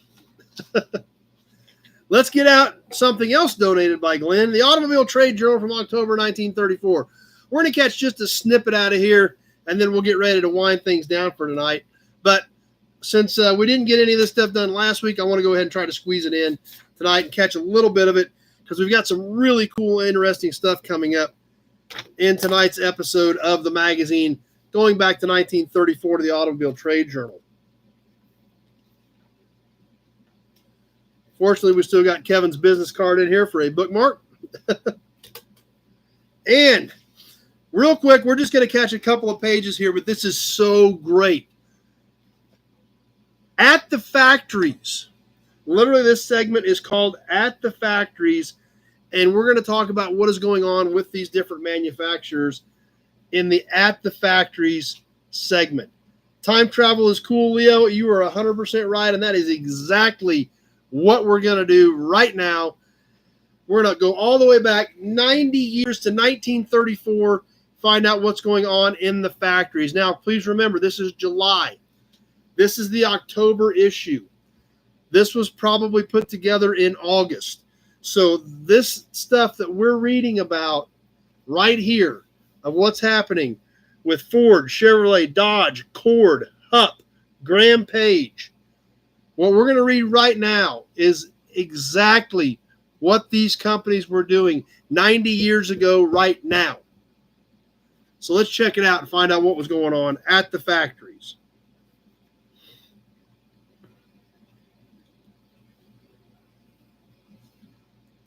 Buick. No new 1935 models, Harlow Curtis president has announced.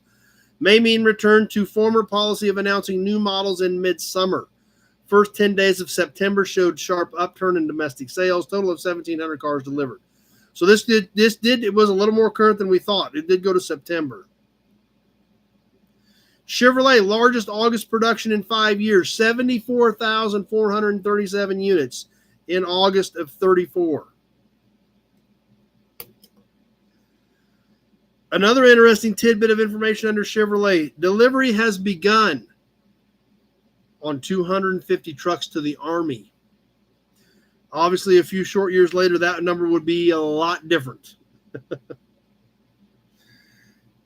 Another contract received from the War Department for 1,531 trucks, costing $910,407.87.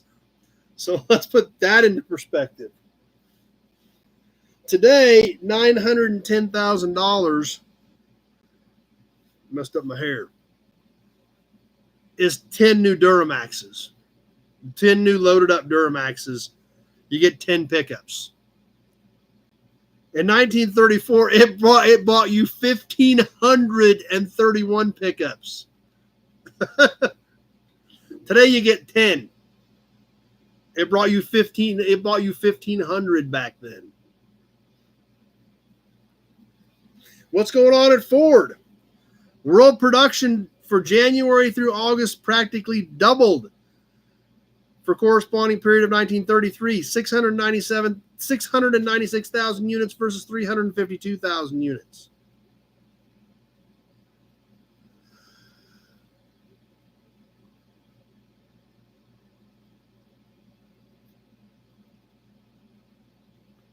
Graham Page. Appointment of Walter Glennie, former San Francisco district manager, as New York manager, and subsequent West Coast personnel changes have been announced. By Robert Graham, executive vice president. Dell Larson, former Seattle district manager, has been transferred to the position of San Francisco district manager. Erwin Bros, former San Francisco field sales rep, has been promoted to the position of Seattle district manager. This is all within the Graham Page Company. What's happening with Chrysler? Oh, excuse me. On November 1, 10 million of Dodge Brothers 6% gold debentures will be called for redemption at $105 in accrued interest. This reduces the corporation's fund debt to $30 million. Mr. Chrysler's Zowie went that way down on the Chesapeake Bay and caused $20,000 in damages. I don't know what the Zowie was, but apparently it made a mess. First place in Automotive Group Safety Contest awarded by Detroit Industrial Safety Council to the corporation. Dodge reports domestic sales of 3,443 units for the first half of September, including Plymouth's. Total sales to date, Plymouth 72,539 cars, 34,315 trucks. Yes, we said Plymouth. 34,315 trucks. Here's another interesting tidbit. The National Board of Fire Underwriters has approved the Dodge 500-gallon pumper getting into the fire truck business. Moving on to the Cord Corporation. Just a few short years before the 810 would debut, Roy Faulkner returned to Auburn as president. Remember, we read that earlier in this magazine. And member of the board of directors. L.B. Manning was elected president of Cord. E.L. Cord remains member of the board and executive committee. The new 1935 models introduced at a dealer meeting in New York City. HUP. Andrews sued against certain members of the HUP board and others settled. HUP got $500,000 out of the deal. Studebaker. Richard Hudson named manager of the commercial transportation division of Studebaker Export Company. Receivers report net earnings of $32,306 for the first 6 months of this year, against a net loss of $187,493 for the same period last year. So crazy to think about. They showed a profit of $32,000 for the first half of the year.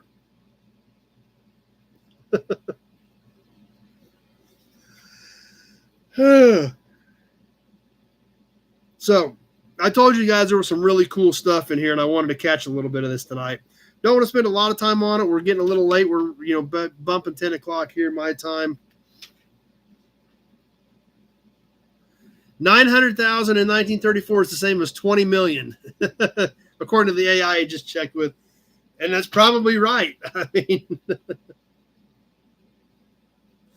but that's what's so much fun about this stuff. Obviously, we found the Automobile Trade Journal from 1913 we've been working with. Glenn found us this one as well as another one from October of 1934. So just taking snippets and tidbits out of these. But just like Leo mentioned, time to do a little time travel. That's what's so great about going back with 2020 hindsight, looking at what was happening in the automobile world back 90 years ago, 110 years ago. So kind of crazy. Yep, it's definitely getting late in the Eastern time zones as well. So didn't want to spend a lot of time on the magazine, but after last week, since we had time and we were able to do it, I wanted to go ahead and squeeze a full episode in. We'll keep working with this time slot thing and see what everybody thinks of the 8 o'clock versus the 7 o'clock. I'm almost thinking that we just stab it at 7:30 and call it good and start there. But we'll see how this works and see what you guys think. But anyway, what else is coming up this week? Like Rico mentioned, KKOA is this weekend in Salina. If you're anywhere near the area, it's definitely worth checking out. Let's go another hour. I don't think I could go another hour, Brian. Glad you're excited, but I don't think I can make it. And like I said, maybe that 7:30 time slot is where we need to be. Maybe that's the magic number to kind of squeeze everything in and not go too long. But we'll see how things work out. We'll get some of your guys' opinion. We may put some of those surveys up on the Nobodies page that Zach and Andy are helping us out with to see what you guys think. But what's coming up this week besides KKOA and video-wise? Still got some great Auburn Cord Duesenberg stuff. That's right, Glenn. It does pretty much take over the city. More great stuff with Jim Wicks, Fairlanes, Comets. The Shelbys are coming up. A lot of great stuff coming up with Jim Wicks. Harrisburg is next weekend. GAA is next weekend. If you're back east, 2 big auctions next weekend. The Shelby Show, the National Shelby Convention is next weekend. Jim will be at all 3 of those in some way, shape, or form. So we'll definitely be popping some of that stuff up, as well as trying to get some of this new inventory worked in. You know, I don't know how many cars I've got sitting here that I haven't done videos on yet, but it's a bunch. I bet there's 15 or 20 cars that are already here we need to do videos on.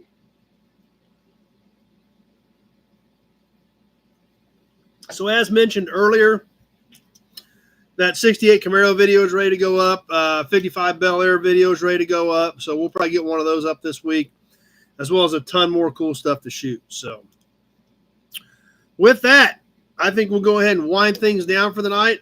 Glad we had a successful evening and we didn't have the issues we had last week with the spammers.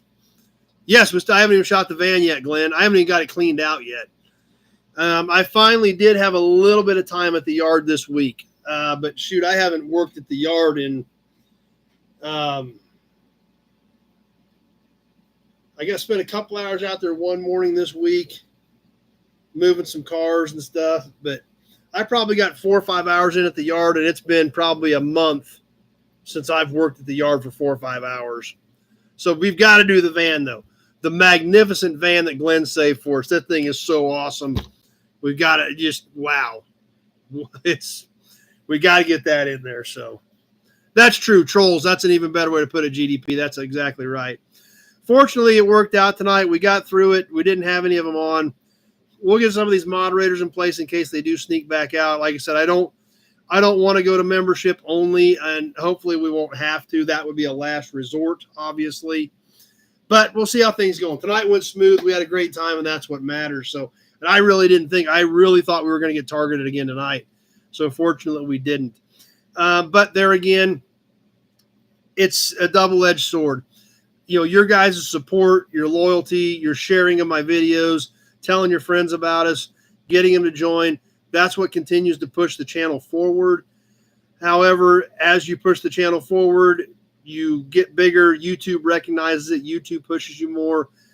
And I talked to Kevin L quite a bit about it today, and he said, I guess there's a page where YouTube shows all the lives that are going on at that point. And Kevin said, we're getting big enough. We're popping up on there consistently. I knew we popped on it before, but Kevin said, I'm starting to see us on there regularly. So, which is great. It's growth. The channel's growing. You guys are hanging out, and that's what makes it work. But obviously, as that grows and you do get bigger, you are susceptible to the trolls. And we're just going to have to try to put some things in place to help control that, and we'll see how things go. But as always, I super appreciate your help. Number 221, and you think about it, we got through 220 episodes before we ever had a really, really bad troll experience. So that's pretty darn good, I think, to get, for as long as we're on and for what we do, to go 220 episodes before we really get hit by trolls. I'll take that as a win. Fortunately, number 221 went well. Thanks, Kyle. We'll see how this works out. I've got a couple guys that have already stepped up and offered to do it, but I'll definitely keep that in mind because this is all Greek to me. We're figuring this out as we go. So anyhow, as always, I appreciate you guys being here, and I appreciate your kind comments about how much you enjoy doing this. Glad you're here, Texas. Is this your first night, Texas? This is the first night you've been on with us, Texas Fits All? Or have you been with us a little bit, just not commented much? I agree with that. Big job. I think you're right there, too. Let's get another Hudson badge slid in there.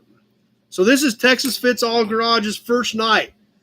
So huge shout out to you guys. Glad you stopped by. Glad you had fun. And hey, you got an auction win out of the deal, too. So something cool to hang in your man cave.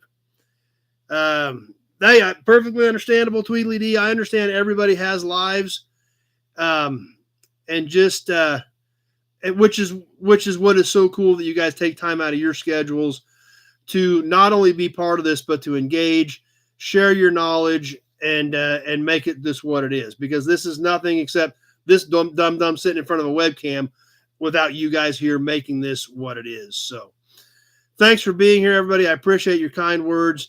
The Nobody's page is working out great. If you're not on there, be sure to get on the Nobody's page on Facebook. Like I said, it's so cool being able to see your guys' stuff, what you've got going on. I don't take a lot of time and comment on that stuff. I don't, but just please know I am looking at it.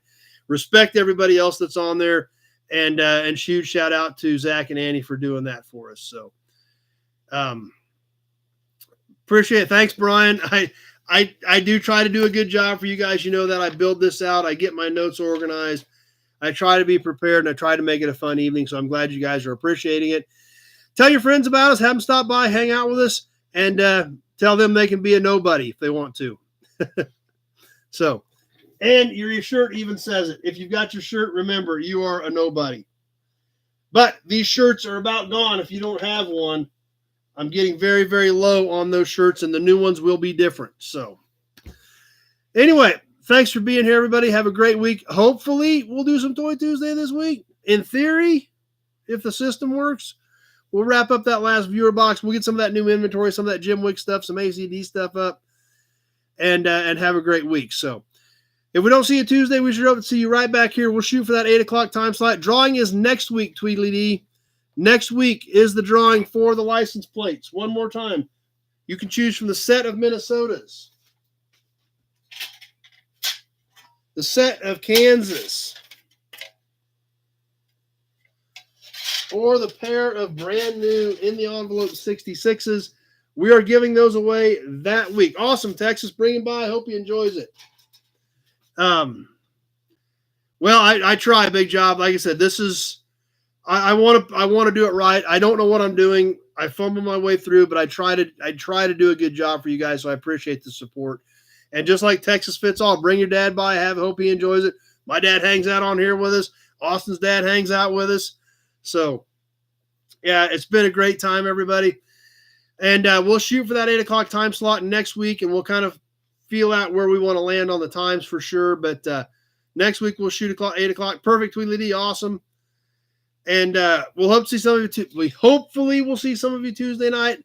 If not, we sure hope to see you all right back here next week, 8 o'clock Central Standard Time, for some more Sunday night live chat. The Johnny Carson comments, I appreciate that. I don't think I'm anywhere near that level, but I'm glad you guys respect what we do and appreciate it. And the Johnny Carson comments are still pretty flattering. So thanks for that as well. Have a great week, everybody. And we will hope to see you next Sunday night if we don't see you Tuesday. Thanks for watching.